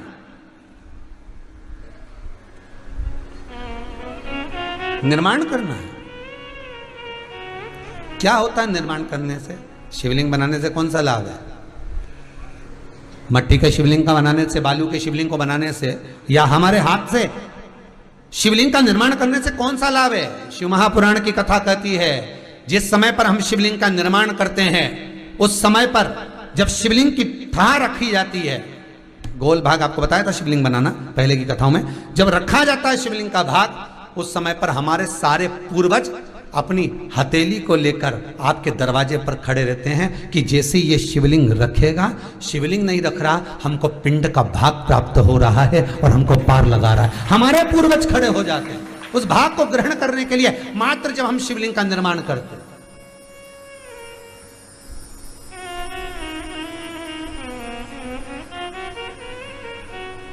आज के ज़माने में एक फैशन भी है और नया फैशन भी है, वो भी हम आपको बता दें। आज के ज़माने में जजमान पंडित जी से कहते हैं आप शिवलिंग बनाओ, अच्छा डिजाइन वाला बनाओ। पंडित जी जरा जोरदार, कभी महादेव बना दो, कभी महाकाल बना दो, कभी विश्वनाथ बना दो, कभी सोमनाथ बना दो। पर शास्त्र क्या कर रहा है, लिंग पुराण क्या कर रही है, अपने हाथ से निर्माण होना चाहिए।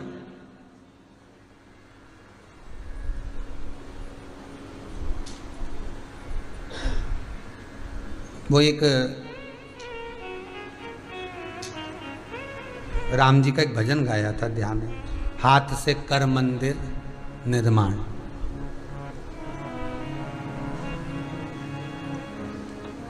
शिला की जगह लगा दे प्राण, हाथ से कर मंदिर निर्माण। वो कहे तो ये क्यों कहा कि अपने हाथ से निर्माण करो। हम तो कई बार कहते हैं सभी लोगों को कि प्रयास करा करो कि बन सके इन हाथों से, तो सत्कर्म करते चलो। ये बड़े बेकार हैं, इनके पास कोई काम नहीं, डेंटिंग पेंटिंग और चरवा के सिवा कई काम नहीं इनके पास।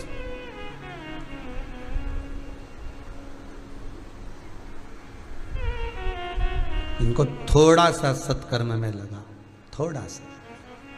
किसी तीर्थ में तीर्थ करने जाओ, उज्जैनी जाओ ना आप लोग, उज्जैन जाओ, महाकाल, विश्वनाथ, बनारस आदि जहाँ कहीं तीर्थ में जाओ तो वहाँ कोई आश्रम में जाओ तो एक झाड़ू साथ ले जाओ।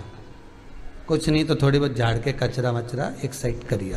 कचरा अपने जाके थोड़ा, झाड़ू भी नहीं ले जाओ तो दो चार कहीं पॉलीथीन पड़ी दिख जाए, कहीं गाय खा जाएगी तो बेचारी के कैंसर हो जाएगा, दो चार पॉलीथीन उठा के डस्टबिन में डाल दिया। पर प्रयास करो। शिव पुराण कहती है कि शंकर के मंदिर में मात्र पोछा लगा दो, झाड़ू लगा दो, कचरे को उठाकर, निर्माल्य को उठाकर समर्पित इधर एक कोने में ले जाकर रख दीजिए, उसका भी फल हजारों लाख गुना, हजारों लाख गुना उसका फल है। दुश्मन भी तुम दिल से ही तो पालती हो, हृदय से, इसलिए तो दुश्मन भी तुम्हारे सामने बार बार आ जाता, बार बार उसकी याद आती, बार बार उसकी बात आती, क्योंकि तुम दिल से याद करती तो तुरंत सामने। इसे तुम दिल से कभी परमात्मा को भी तो याद करो, एक आध दिन भगवान को याद करो, परमात्मा को याद करो दिल से, परमात्मा तुम्हारे सामने सम्मुख में आकर खड़ा हो जाएगा, नंदी लेकर, पार्वती को लेकर, गौरी शंकर बनकर तुम्हारे सामने खड़ा मिल जाएगा। दिल से याद करो, हृदय से, वो प्राप्त होगा, देरी नहीं रही महाराज।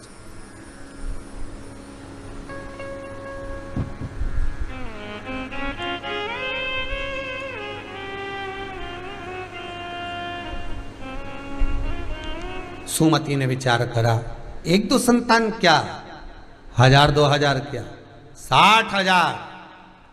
अब एक नारी के गर्भ से 60,000 औलाद होना, अब कोई बारिश जैसी टपके तो नहीं है कि कहीं टपक जाए। अब ये तो 60,000 संतान, और वो भी नारी के गर्भ से। शंकर जी भी मन में सोचे अब कई करूं ही कहा, उसने तो एक ही मांगी कौशिकी ने और इसने 60,000। पर शंकर भी शंकर थे, शिव शिव थे। पार्वती जी ने आकर पूछा, भोलेनाथ जी अब बोलो, आशीर्वाद दो 60,000 औलाद का।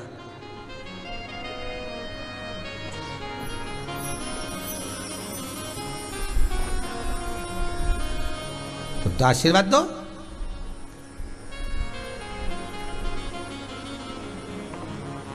शिव जी सोचे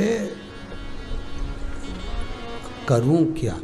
पार्वती जी बोली कोई चिंता वाली बात नहीं, तुम तो आशीर्वाद दे दो, 60,000 संतान का आशीर्वाद। हाँ हाँ दे दो।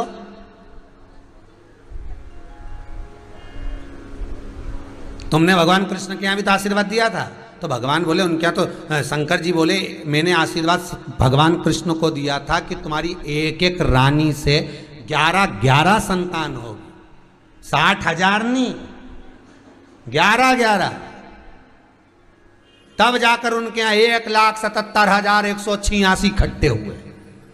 भगवान कृष्ण के कितने बच्चे थे? 1,77,186 भगवान कृष्ण के बच्चे थे। अब वो घर था कि जिला था, विचार करिए। तो कोई सच, अब आप तो आशीर्वाद दे दो 60,000 संतान। भगवान शिव जी ने कहा तथास्तु, ठीक है सुमति। अब सुमति के गर्भ से 60,000 संतान होना है, 60,000 संतान। और बाबा की कृपा देखिए, शिव की कृपा देखिए, उसकी करुणा देखिए कितनी विचित्र होगी। शिव जी ने कहा पार्वती सुनो, नारी का गर्भ जब भीतर रहता है एक पिंड के रूप में रहता है। एक काम करो, इसके गर्भ से चौथे महीने में ही संतान दे दो, पिंड पैदा होगा, एक पिंड निकलेगा। उस समय पर एक काम करते हैं, कुछ चींटियों को पास में भेज देंगे, वो पिंड के टुकड़े कर देगी, 60,000 ढेर बन जाएंगे अलग अलग।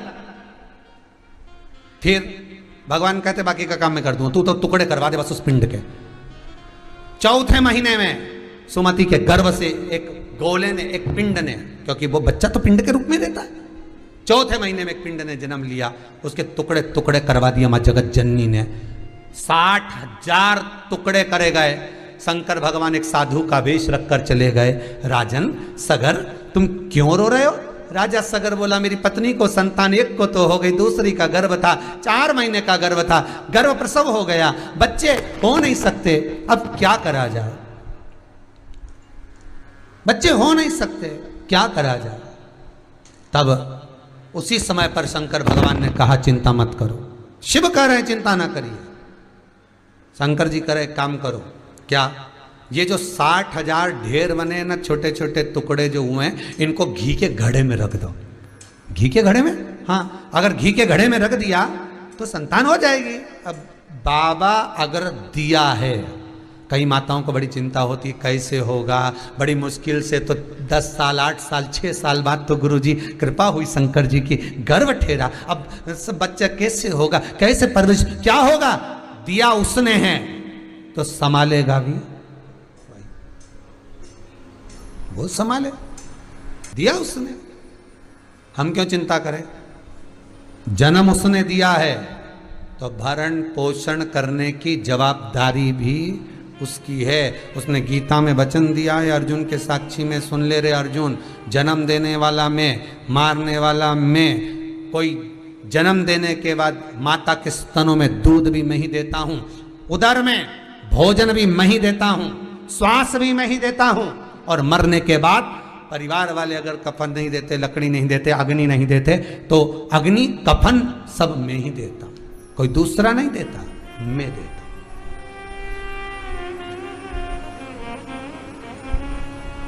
मुझे कोई मतलब, शिव दे रहा है, शंकर दे रहा है, करुणा सागर दे रहा है, तो वो देने में कमी ना रखे। 60,000 घड़े में से 60,000 बच्चों ने जन्म लिया। दूसरा भाव क्या था सुमति का, वो याद कर लीजिए कि वो एक ना एक दिन भस्म होके तुम्हारे पास ही तो आएंगे। 60,000 पुत्र थे राजा सगर के। अश्वमेध यज्ञ करा और यज्ञ का घोड़ा चले गया इंद्र लेकर, इंद्रदेव लेकर गए, ढूंढते ढूंढते कपिल मुनि के आश्रम में पहुंचे। 60,000 पुत्र एक साथ ढूंढने के लिए गए कपिल मुनि के आश्रम में। कपिल बाबा पर चोरी का इल्जाम लगा दिया। संत साधु सन्यासी तपस्वी साधक उपासक भगत भक्त, घर में अगर कोई ठाकुर जी की सेवा करने वाला हो, भगवान की सेवा करने वाला हो, अर्चना करने वाला हो, पूजन करने वाला हो, स्मरण करने वाला हो, उसके भीतर भगवत चर्चा चल रही हो, तो निवेदन है उस पर कभी इल्जाम ना लगा, पहले पूरा प्रूफ आ जाए तब इल्जाम लगा। व्यर्थ का इल्जाम लगा। प्रमाण हो कहिए।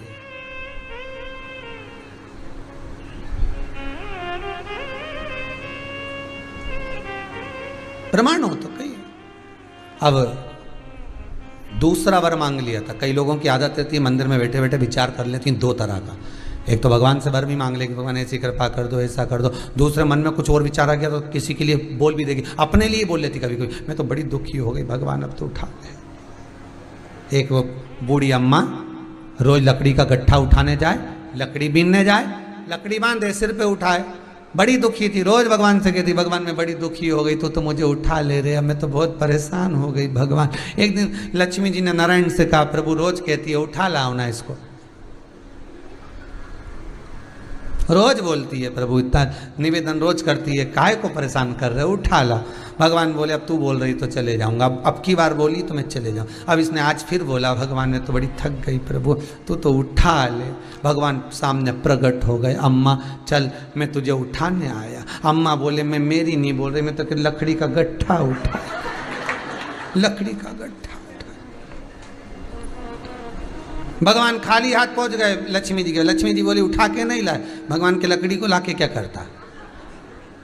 लक्ष्मी जी बोली लकड़ी की बात नहीं कि डुकरिया को लाना था। भगवान बोले डुकरिया ने तो कहा लकड़ी का गट्ठा उठाने की बात थी। कहा उठाया?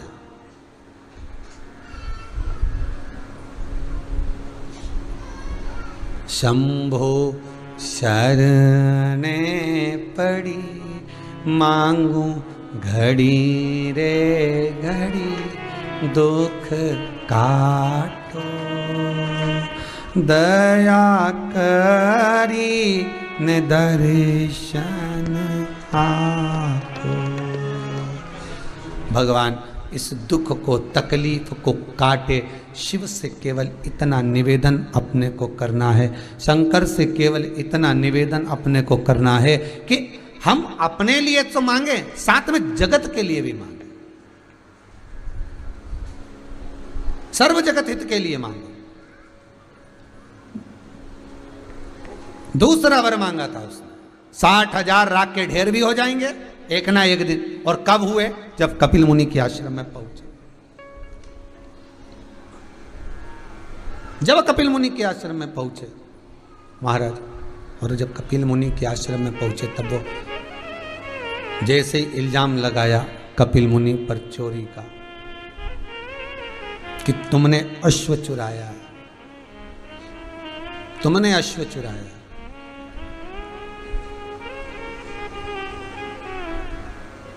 और जब अश्व तुमने चुराया है,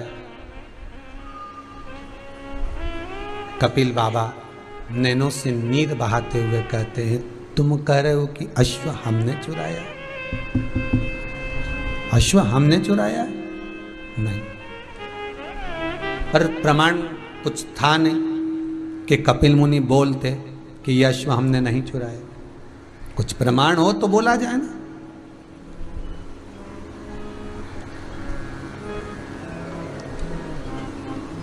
चोरी का इल्जाम बहुत सोच समझ कर लगाइए। एक उंगली किसी पर भी उठाओ तो सोच समझ कर उठाओ, क्योंकि ये 3 उंगलियां हमारी ओर जा रही है कि अपने भी भीतर एक बार झांक कर जरूर देखिएगा।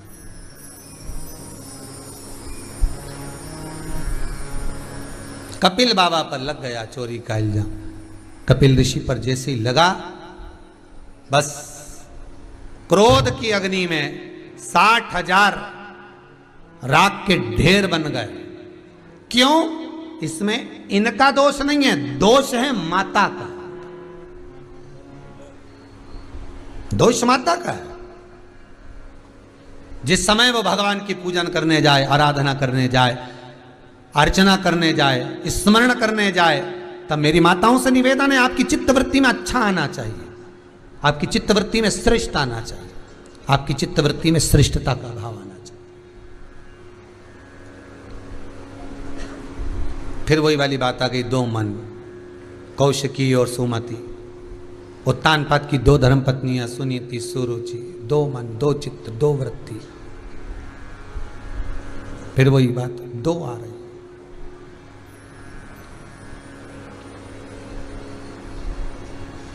पूजन करते समय भी 2 मन हो जाते हैं किसी किसी के। करबद्ध निवेदन है, जिस दिन 6 तारीख को आप पूजन करें, 6 अगस्त को जब आप शिवलिंग का निर्माण करें, श्रावणी शिवरात्रि पर पूजन करें, एक मन बनाकर, एक मत बनाकर, स्वयं के लिए तो मांगो, विश्व के कल्याण के लिए भी मांगो। दूसरे के लिए दुख तकलीफ ना मांगे, अपने लिए भी कोई ऐसा संबोधन ना कह दें जिससे अपने को भी दुख हो। अपने को भी दुख हो ऐसा संबोधन ना मांगा जाए।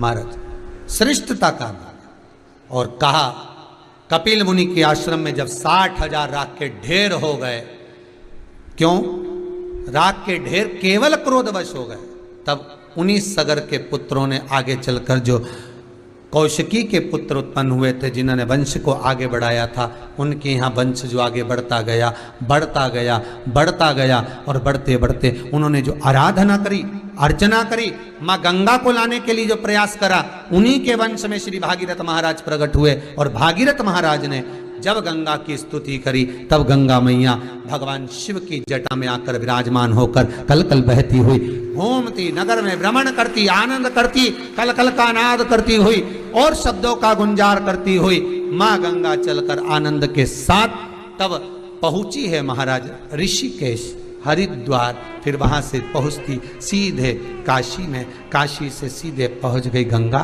सागर। वो गंगा है 60,000 राख के ढेर हैं कपिल मुनि का आश्रम। कहाँ? गंगा सागर। 60,000 राख का ढेर वहां है, कपिल मुनि का आश्रम वहां है।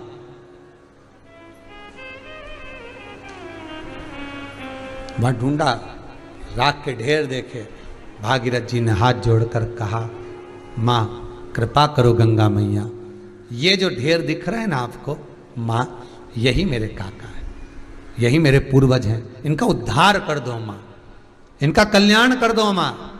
गंगा ने एक लहर जो ली है कपिल मुनि के आश्रम में, जितने राख के ढेर थे जीव निकल निकल कर जाने लगे।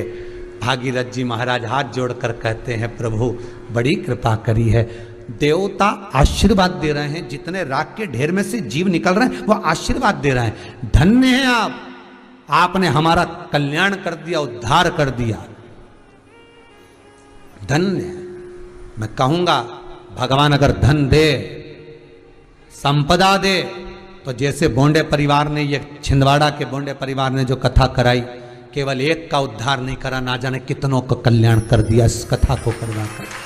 अगर भगवान धन दे, सत्ता दे, पैसा दे, दौलत दे, मन दे, चित्तवृत्ति दे, अच्छा कुल अच्छा परिवार दे, और भगवान अगर कृपा करे तो बाबा से विनती जरूर करना कि एक बार ऐसा धन जरूर देना कि हम भी शिव महापुराण की कथा करवाकर संसार का कल्याण करें, विश्व का कल्याण। गंगा मैया को लाकर देवता सारे पूर्वज कितना आशीर्वाद दे रहे हैं कि धन्य है साहब, धन्य है जो आपने हमारा कल्याण कर दिया, धन्य है। पितर भी कहते हैं धन्य है। कितना सुंदर लिखा है स्कंद पुराण में बद्रिश खंड में, नर नारायण पर्वत का जो वर्णन किया गया है स्कंद पुराण में। जब उत्तराखंड के 4 धाम करने के लिए जाओ तो स्कंद पुराण कितनी सुंदर बात कहती है कि जब उत्तराखंड के 4 धाम करने जाओ तो उत्तराखंड में हरिद्वार से जब 4 धाम की यात्रा प्रारंभ करो, अपने घर से जब निकल कर चलो तो एक नारियल या एक पुष्प या कोई ऐसी सामग्री एक स्थान पर रख कर जाओ और कह कर जाओ कि हम 4 धाम करने के लिए जा रहे हैं, वापिस आपकी कृपा से इसी स्थान से हम बोल कर जा रहे हैं, और हे कुलदेव, हे पितृदेव, हे मेरे बद्रीनाथ केदारनाथ यमुनोत्री गंगोत्री, हे मेरे देव, आप हमें वापिस इसी खुशी के साथ वापिस बुलाना। पहले ऐसा नियम था पाथड़ी, वो पाथड़ी रखने का, अब तो खत्म हो गया, अब तो लोग मन पड़े जब चले जाएं जब आ जाएं, पर नियम के अनुसार अगर जाओगे तो दुख नहीं भोगोगे। यहां तक कह दिया अगर वहां पर भी नहीं रख सकते, अपने घर पर बाहर मंदिर में देवालय में पीपल के नीचे ही आ जाए, तो फिर आप हरिद्वार में जाते हैं, हरिद्वार से जब 4 धाम की यात्रा प्रारंभ करते हैं तो गंगा मैया से कहकर जाओ माँ मिलने के लिए शंकर के पास जा रहा है, केदारनाथ जा रहा है, बद्रीनाथ जा रहा है, मिलने के लिए यमुनोत्री आपके पास आ रहा है, माँ यात्रा आपको कराना है, हमारे साथ चलना। फिर गंगा राह देती देती जाती है, कम मार्ग प्रशस्त करती चली जाती है, आप पहुंच जाते। भागीरथ महाराज आगे आगे चल रहे थे, इंद्रदेव, देव ऋषि नारद स्वयं भागीरथ जी महाराज के सामने आकर खड़े हो गए और इंद्र और नारद जी ने आकर पूछा, अरे भागीरथ जी तुम आगे चल रहे हो, गंगा पीछे चल रही है तुम्हारे। जिस गंगा को पाने की तुम्हें इतनी लगता थी, उस गंगा को पीछे चला रहे हो और तुम आगे चल रहे हो। कपिल मुनि के आश्रम में भागीरथ जी तो लेकर गए थे, आगे आगे भागीरथ जी चल रहे हैं शंख बजाते हुए, पीछे पीछे गंगा मैया चली जा रही है। शिव पुराण कर रही है कि कहा भागीरथ जी से, देवऋषि नारद ने कहा भागीरथ जी से, इंद्र ने, कि आप आगे चल रहे हो और गंगा पीछे चल रही है, ये कहां का चरित्र। तब भागीरथ जी महाराज ने कहा, आपको लगता है नारद जी कि गंगा पीछे चल रही है, पर नारद जी गंगा तो मेरे को मार्ग बताती बताती मेरे अग्रण्य चल रही है, मैं तो उसके पीछे चल रहा हूं। गंगा आगे है, मैं पीछे हूं। गंगा अग्रण्य है, मैं पीछे हूं।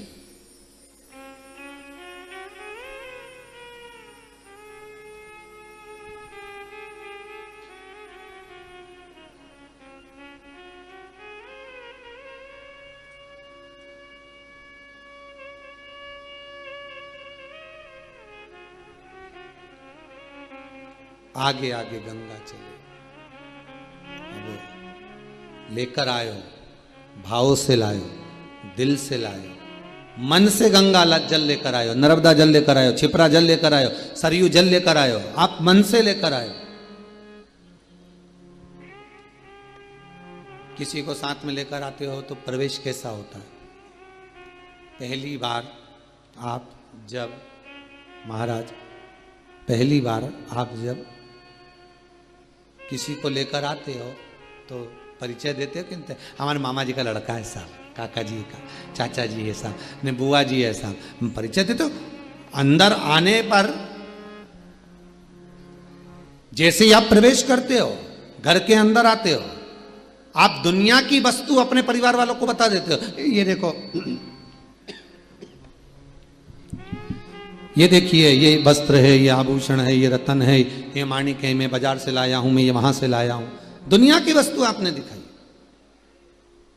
तो कभी एक बार मुख से कहना, सबसे पहले निकाल कर, कुछ वस्त्र मत निकालो बैग में से, कोई सामग्री मत निकालो बैग में से, सबसे पहले निकालो तो जो प्रसाद लेकर आयो किसी मंदिर से, सबसे पहले निकालो तो तुम जो गंगा का जल, छिपरा का जल, नर्मदा, सरयू आदि के जो नदी का पवित्र जल लेकर आयो, सबसे पहले उसको प्रस्तुत करो, उसको ला कर रखिए। कहां ले जाकर रखना चाहिए? सबसे पहले पवित्र नदी का गंगा जल जब भरकर लाएं, गला पकड़ रहा हमारा, नदी का जब जल लेकर आए, पवित्र नदी का जब जल लेकर आए, तो सबसे पहले कौन सा स्थान होता है जहां पर जल को रखा जाता है? घर के अंदर।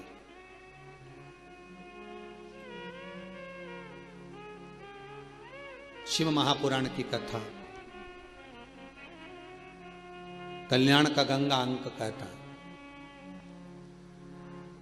स्कंद पुराण में जो नदियों का वर्णन किया गया है, सारी पवित्र पवित्र, उसमें गंगा का वर्णन आप श्रवण करेंगे, उसमें भी मिलेगा कि गंगा का जल लेकर आए, पवित्र जल को लेकर आए, सबसे पहले उसको ले जाकर कहां रखना है? तो शिव महापुराण की कथा कहती है, सबसे पहले जहां रसोई घर में आप मटका भरते हो, परिंडा भरते हो, हंडा भरते हो, पानी का स्थान जहां हो, जहां पितरों का स्थान हो, सबसे पहले गंगा, नर्मदा, सरयू, छिपरा जो जल भर कर लाए हो, सबसे पहले उस स्थान पर रखो, क्योंकि उस स्थान पर रखते ही तुम्हारे घर के पूर्वज तर जाते हैं। सबसे पहले लाकर वहां रखो। पर दुनिया के लोगों की आदत है, सबसे पहले लाएंगे तो मंदिर में ले जाकर रख देंगे, भगवान के सामने ले जाकर रख देंगे।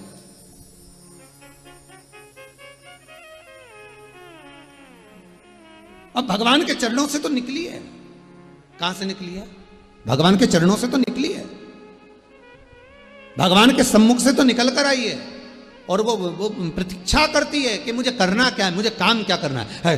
कई लोग आते हैं दुकान पर, आते से अगर तुम दुकान पे आए और आते से सुबह दुकान खोली और खोलते से ना झाड़ू लगाई, ना पोछा लगाया दुकान का, ना पानी छीटा, ना अगरबत्ती लगाई, ना दिया लगाया, डायरेक्ट जाए जरा पोहा समोसा लिया, जय जल्दी से समोसा खरीद कर, जय जरा पोया लिया, जय जल्दी से जलेबी लिया, और ना दुकान में पोछा, ना झाड़ू, ना बर्तन, कुछ नहीं, ना सफाई, ना काउंटर पोछा, और पोया जलेबी खाए, कुर्सी पे बैठ कर खा गए। डायरेक्ट निपटा गए, डायरेक्ट। ना झाड़ू, ना पोछा, ना जल छीटना, ना कोई काम, बस डायरेक्ट तुमने पा लिया। महाराज होता है क्या ऐसा? नहीं। व्यक्ति जाएगा, झाड़ू लगाएगा, पानी छीटेगा, अगरबत्ती लगाएगा, हाथ पैर धो के भगवान से विनती करेगा, प्रभु कृपा करिएगा, व्यापार अच्छा चलाइएगा, भगवान से निवेदन करेगा, अर्चना करेगा, साधेगा। शास्त्र नीति है, हर चीज का एक स्थान निश्चित किया गया कि जब हम जल को लेकर चलते हैं तो गंगा तो स्वयं भगवान के चरणों से निकली है, नर्मदा के तो हर एक कंकर में शंकर समाहित है, यमुना स्वयं ठाकुर के चरणारविंद का रस तत्व ग्रहण करती है, सरयू मेरे राघव जी के चरणारविंद का स्मरण करती है, जब मंदाकिनी भगवान राम के चरणारविंद का स्मरण करती है, गोदावरी भगवान कृष्ण के चरणारविंद का स्मरण करती है, तब ये पवित्र नदियों का जल जब हम लेकर जाते हैं परिंडे के पास, मटके के पास, हंडे के पास, पूजन वाली जगह से हटकर जब हम भगवान के पास से हटाकर उसको कहाँ रखते हैं? पितरों के स्थान पर। तो सबसे पहले वो पितर तार देती है, भले 5 मिनट रखो, 2 मिनट रखो, 1 मिनट रखो, 4 मिनट रखो, 10 मिनट रखो, पर रखो पहले पितरों के स्थान पर। आप में से कितने लोग हैं जिन्होंने कभी ले जाके रखी भर के लाई तो बाटल छिपरा जी की, नर्मदा जी की, गंगा जी की, सबसे पहले लाई ना तो सीधे मंदिर में ही रखी, पूजन करना है सीधे। अब पंडित जी को कहे कि हमारे यहाँ थोड़ा सा दुख बहुत आ रहा है, तकलीफ आ रही, पंडित जी बोले पितृदोष है। महाराज पितृदोष है, ये दोष है, पर तुमने वो रखा तो जब गंगा जी गई थी, कई लोग कहते हम तो गया जी होया है, हम तो इलाहाबाद घूमी आए, प्रयागराज होया है, हम तो काशी होया है, ने हमारे घर तो सब धरा, गंगा जी भी धरी, इसके बाद भी सब कुछ हमारे यहाँ पर, सारा सुख हमारे यहाँ पर, सब कुछ हमारे यहाँ पर विराजमान है, इसके बाद भी गुरु जी हमारे यहाँ दुख क्यों, हमारे पितृ दोष क्यों, हमारे काल सर्प दोष क्यों, हमारे यहाँ वास्तु दोष, कारण क्या है? तुम करते तो सब कुछ अच्छा हो, जाते भी हो, लाते भी हो, सब काम अच्छा करते हो, पर तुम्हारे वो जाने में, तुम्हारे वो लाने में, तुम्हारे वो जाकर भर कर लाने में जो है वो है, परंतु तुम उसका कहाँ रखना है, किस जगह रखना है, स्थान भी तो निश्चित है। शादी तो कर दी छोरा की, बहू भी आ गई, अब बहू आ गई तो ये रहेगी कहाँ? तो कहा ये कमरा जो बनाया है ना, ये कमरा इसका ही तैयार करा है, ये बेटा का ही कमरा है, ये बहू का ही कमरा है, ये दादाजी का कमरा है, ये चाचा जी का कमरा है, ये काका जी का कमरा है, महाराज ये उसका कमरा, हम कह दिया।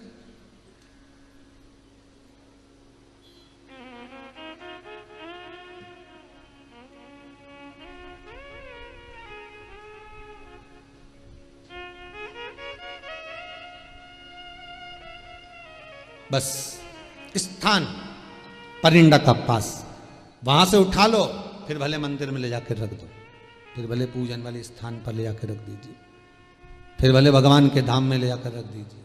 वहां से निकालने के बाद घर में कोई अच्छा कार्य हो, गंगा जली खोलो, बंद कर कर पूजने की नहीं है, गंगा जली खोलो, उसकी पूजन करो खोल कर।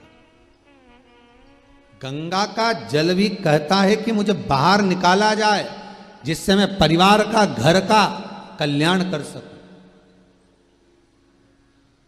गंगा जली का जल कभी नहीं सूखता, भरा रहता है। जिसके घर में गंगा जली का जल सूख रहा हो, फिर भर कर लाए, फिर सूख जाता हो।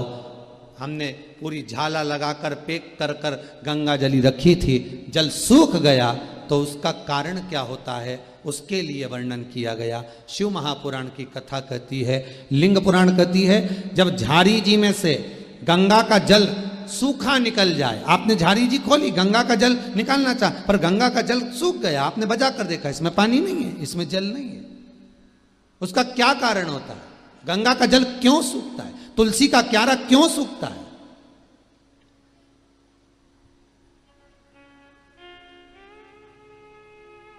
किस लिए सूखता है? ये बहुत प्रमाणिक चीज है कि गंगा का जल झारी जी में से सूख रहा है, तुलसी का क्यारा बारिश में लगाया, सब अच्छे से लगाया, सब कुछ करा, मालूम पड़े बस 4 महीना ठीक रहा, थोड़ी देर बाद में सूख ही गया। हम तो कहीं कितने तुलसी के क्यारे लगा दिए, फिर सूख जाए, बाद में फिर लगाओ, फिर सूख जाए, बार बार लगाया, मांग कर भी लगाया, लोगों से कहकर भी लगाया, पर तुलसी का क्यारा लगता ही नहीं है। हमने लगा कर देखा, पर सूख जाता है। बड़ी आफत, कहीं दूसरे के यहाँ से लेकर आओ, फिर लगाओ, फिर सूख जाए।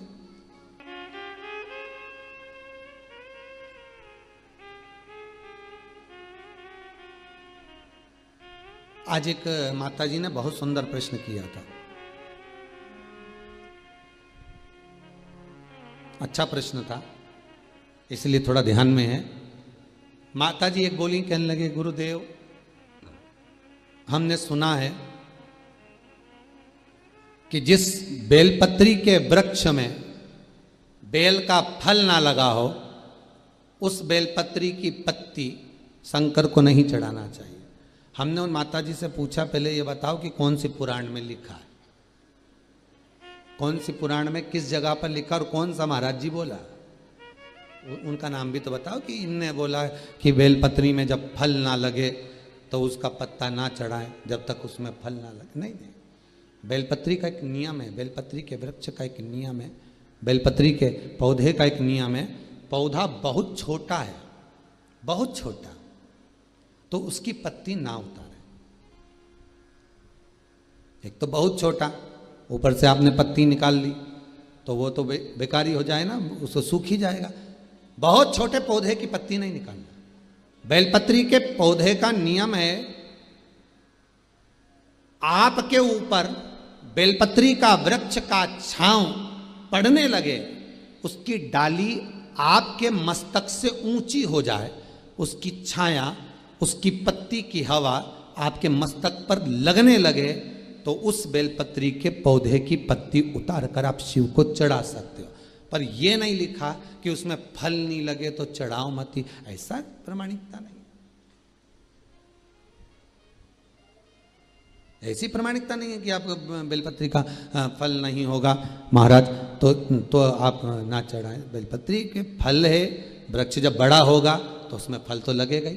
कितना सुंदर कहा, आंवले के वृक्ष में आंवला ना आए, बेलपत्री के वृक्ष में बेल ना आए, आम के वृक्ष में आम ना आए, फलदार वृक्ष में फल ना आए, तो नर्मदा जी के घाट से या गंगा के घाट से बालू रेत को लिया और शिव अवधूतेश्वर महादेव का नाम लेकर वृक्ष के चारों तरफ डाल दीजिए, फल आना प्रारंभ हो जाता है। चारों तरफ डाल देने पर फल आना प्रारंभ हो जाता है। जिस वृक्ष में फल ना है, आंवले के वृक्ष में आंवला नहीं आ रहा है मान लो, या आम के वृक्ष में आम नहीं आ रहा है, या आपने कोई फलदार वृक्ष लगाया और उसमें फल ना आ रहा हो, तो उसके आसपास में गंगा की बालू या नर्मदा की बालू डाल दीजिए, फल आना प्रारंभ।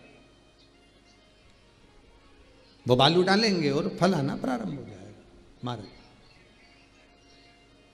उस बालू का फल अवश्य प्रदान होता है महाराज। शिव महापुराण की कथा कर रही है, शंकर का अनुमोदन कर रहा है, शंकर की कथा कर रही।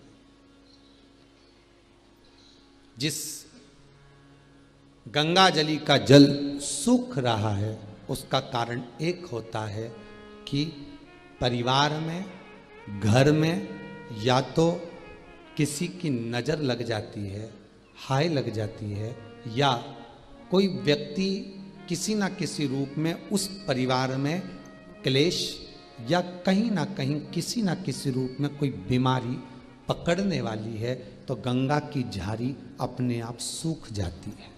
ध्यान दीजिएगा,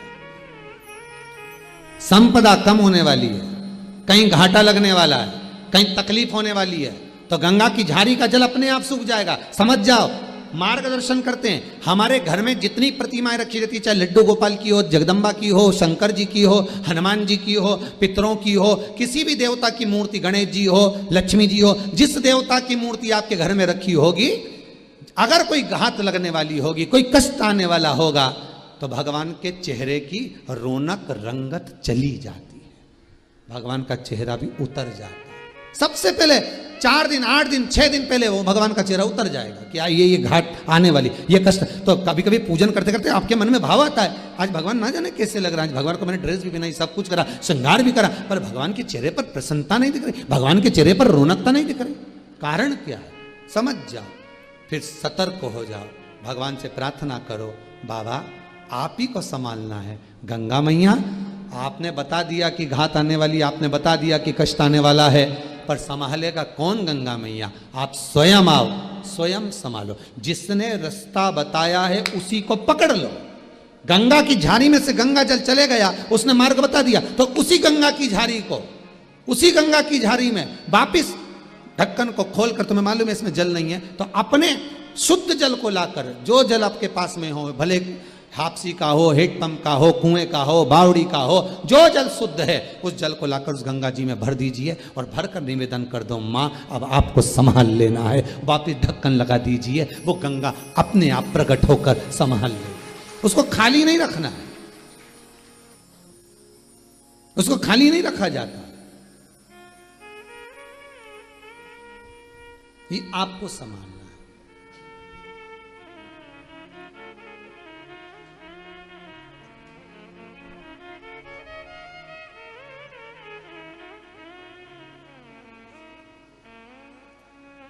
उससे निवेदन करना कि मां आप हैं। कितना सुंदर कहा, जहां तुलसी का क्यारा सूख जाता हो, तुलसी का क्यारा अगर सूख गया, एक और बात बहुत अच्छे से याद रखना, बहुत ध्यान रखिएगा, जब घर में परिवार में गंगा जली पूरा उत्सव मनाकर खोलते हो, तो गंगा जली की जो झारी होती है, वो झारी का गंगा जल जब निकल जाता है तो झारी को अपने घर की बहन बेटी को दे देना चाहिए। घर में खाली झारी नहीं रखना, या तो उसमें जल भर कर रखो। गंगा जल की झारी खाली नहीं होना, उसमें या तो गंगा जल में और गंगा जल मिला दो, और जल मिला दो, दूसरा जल मिला दो, पर उसको भरकर उसमें थोड़ी ना थोड़ी मात्रा जल की होना चाहिए। और अगर नहीं रख सकते तो वो अपनी बहन बेटी को दे दो। फिर बहन बेटी भले अपने घर में खाली भी रखेगी तो उसको दोष नहीं लगता। पर जिसने गंगा जली खोली है, जैसे तुमने गंगा जली खुलवाई, बड़े आराम से खुलवाई, ब्राह्मण का भोजन भी करा, यज्ञ भी करा, अनुष्ठान भी करा, और गंगा जली खोल भी ली, और खोलने के बाद गंगा जल सबको बांटा भी सरी, और वो गंगा जली जो खाली हो गई तुमने रख ली, तो वो दोष देगी। हाँ, उसमें अगर जल भर कर रख लिया तो दोष नहीं देगी। उसमें थोड़ा सा गंगा जल बचा के रख लिया आपने, थोड़ा जल बचाया आपने, तो वो दोष नहीं देगी, वो आपको सुख प्रदान कर।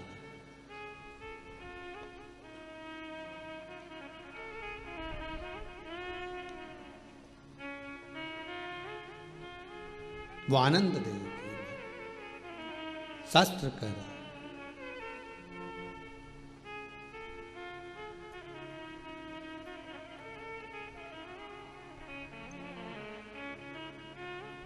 भगवान शिव की कथा कह रही है, गंगा जली सूखे तो समझ जाओ कोई कष्ट है।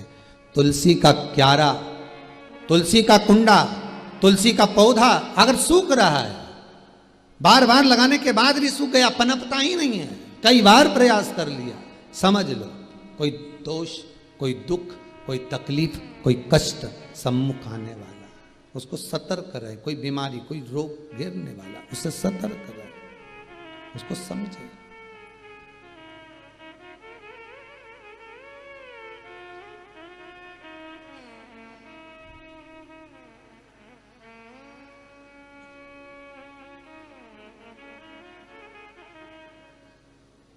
इसलिए कहा है ना महाराज, मीठे रस से भरोरी तुलसा रानी लागे, महारानी लागे, मन प्यारो प्यारो सांवरियारो मंदिर लागे। मीठे रस से भरोरी तुलसा रानी लागे, महारानी लागे, प्यारो प्यारो गंगा जी को पानी लागे। मीठे रस से भरोरी तुलसा रानी लागे, महारानी लागे, मन प्यारो प्यारो सांवरियारो मंदिर लागे। मीठे रस से भरोरी तुलसा रानी लागे, महारानी लागे, मने प्यारो प्यारो सांवरियारो मंदिर लागे। तुलसा जी तो हरि हरिया हरिया सांवरिया गिरधारी। तुलसा जी तो हरिया हरिया सांवरिया गिरधारी। ओ तुलसा जी तो हरिया हरिया सांवरिया गिरधारी। तुलसा जी तो हरिया हरिया सांवरिया गिरधारी। ओ अन्न धन देवे तुलसा रानी मुक्ति दे गिरधारी। अन्न धन देवे तुलसा रानी मुक्ति दे गिरधारी। हरे कमले में तुलसा बड़ी प्यारी लागे, बड़ी प्यारी लागे। मने प्यारो प्यारो सांवरियारो मंदिर लागे। हे कमले में तुलसा बड़ी प्यारी लागे, बड़ी प्यारी लागे। मने प्यारो प्यारो सांवरिया मंदिर लागे। मीठे रस से भरोरी लागे, महारानी लागे। मने प्यारो प्यारो सांवरिया मंदिर लागे। हो भामा ने गर्भ भयो है तोल लियो गिरधारी। सतभामा ने गर्भ दियो है तोल लियो गिरधारी। ओ सतभामा ने गर्भ भयो है तोल लियो गिरधारी। सतभामा ने गर्भ दियो है तोल लियो गिरधारी। ओ अन्न धन लक्ष्मी सब धर दीनो कुबेर कर दियो खाली। अन्न धन लक्ष्मी नवीन दीजो कुबेर कर दियो खाली। ओ अन्न धन लक्ष्मी सब धर दीनो कुबेर कर दियो खाली। अन्न धन लक्ष्मी सब धर दियो कुबेर कर दियो खाली। ओ ठाकुर जी रो पलड़ो चोणी चोलागे, चोणी चोलागे। मने प्यारो प्यार सांवरियारो मंदिर लागे।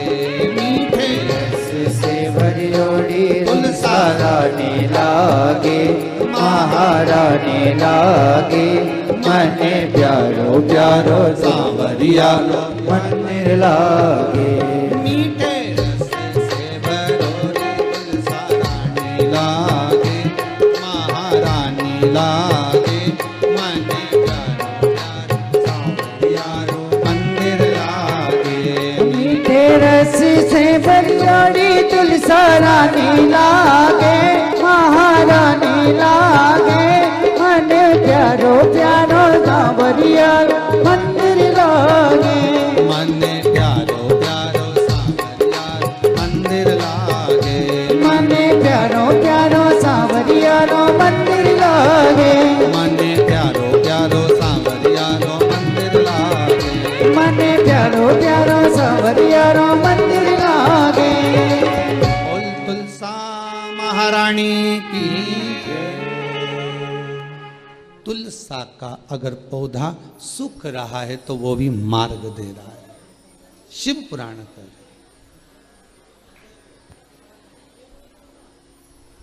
गंगा का जल झाड़ी में से सूख रहा है तो वो भी प्रेरणा दे रहा है, वो भी बता रहा।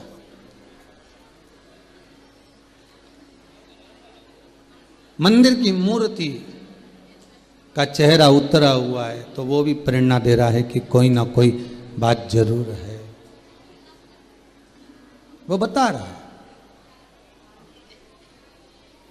शिव पुराण कह रही है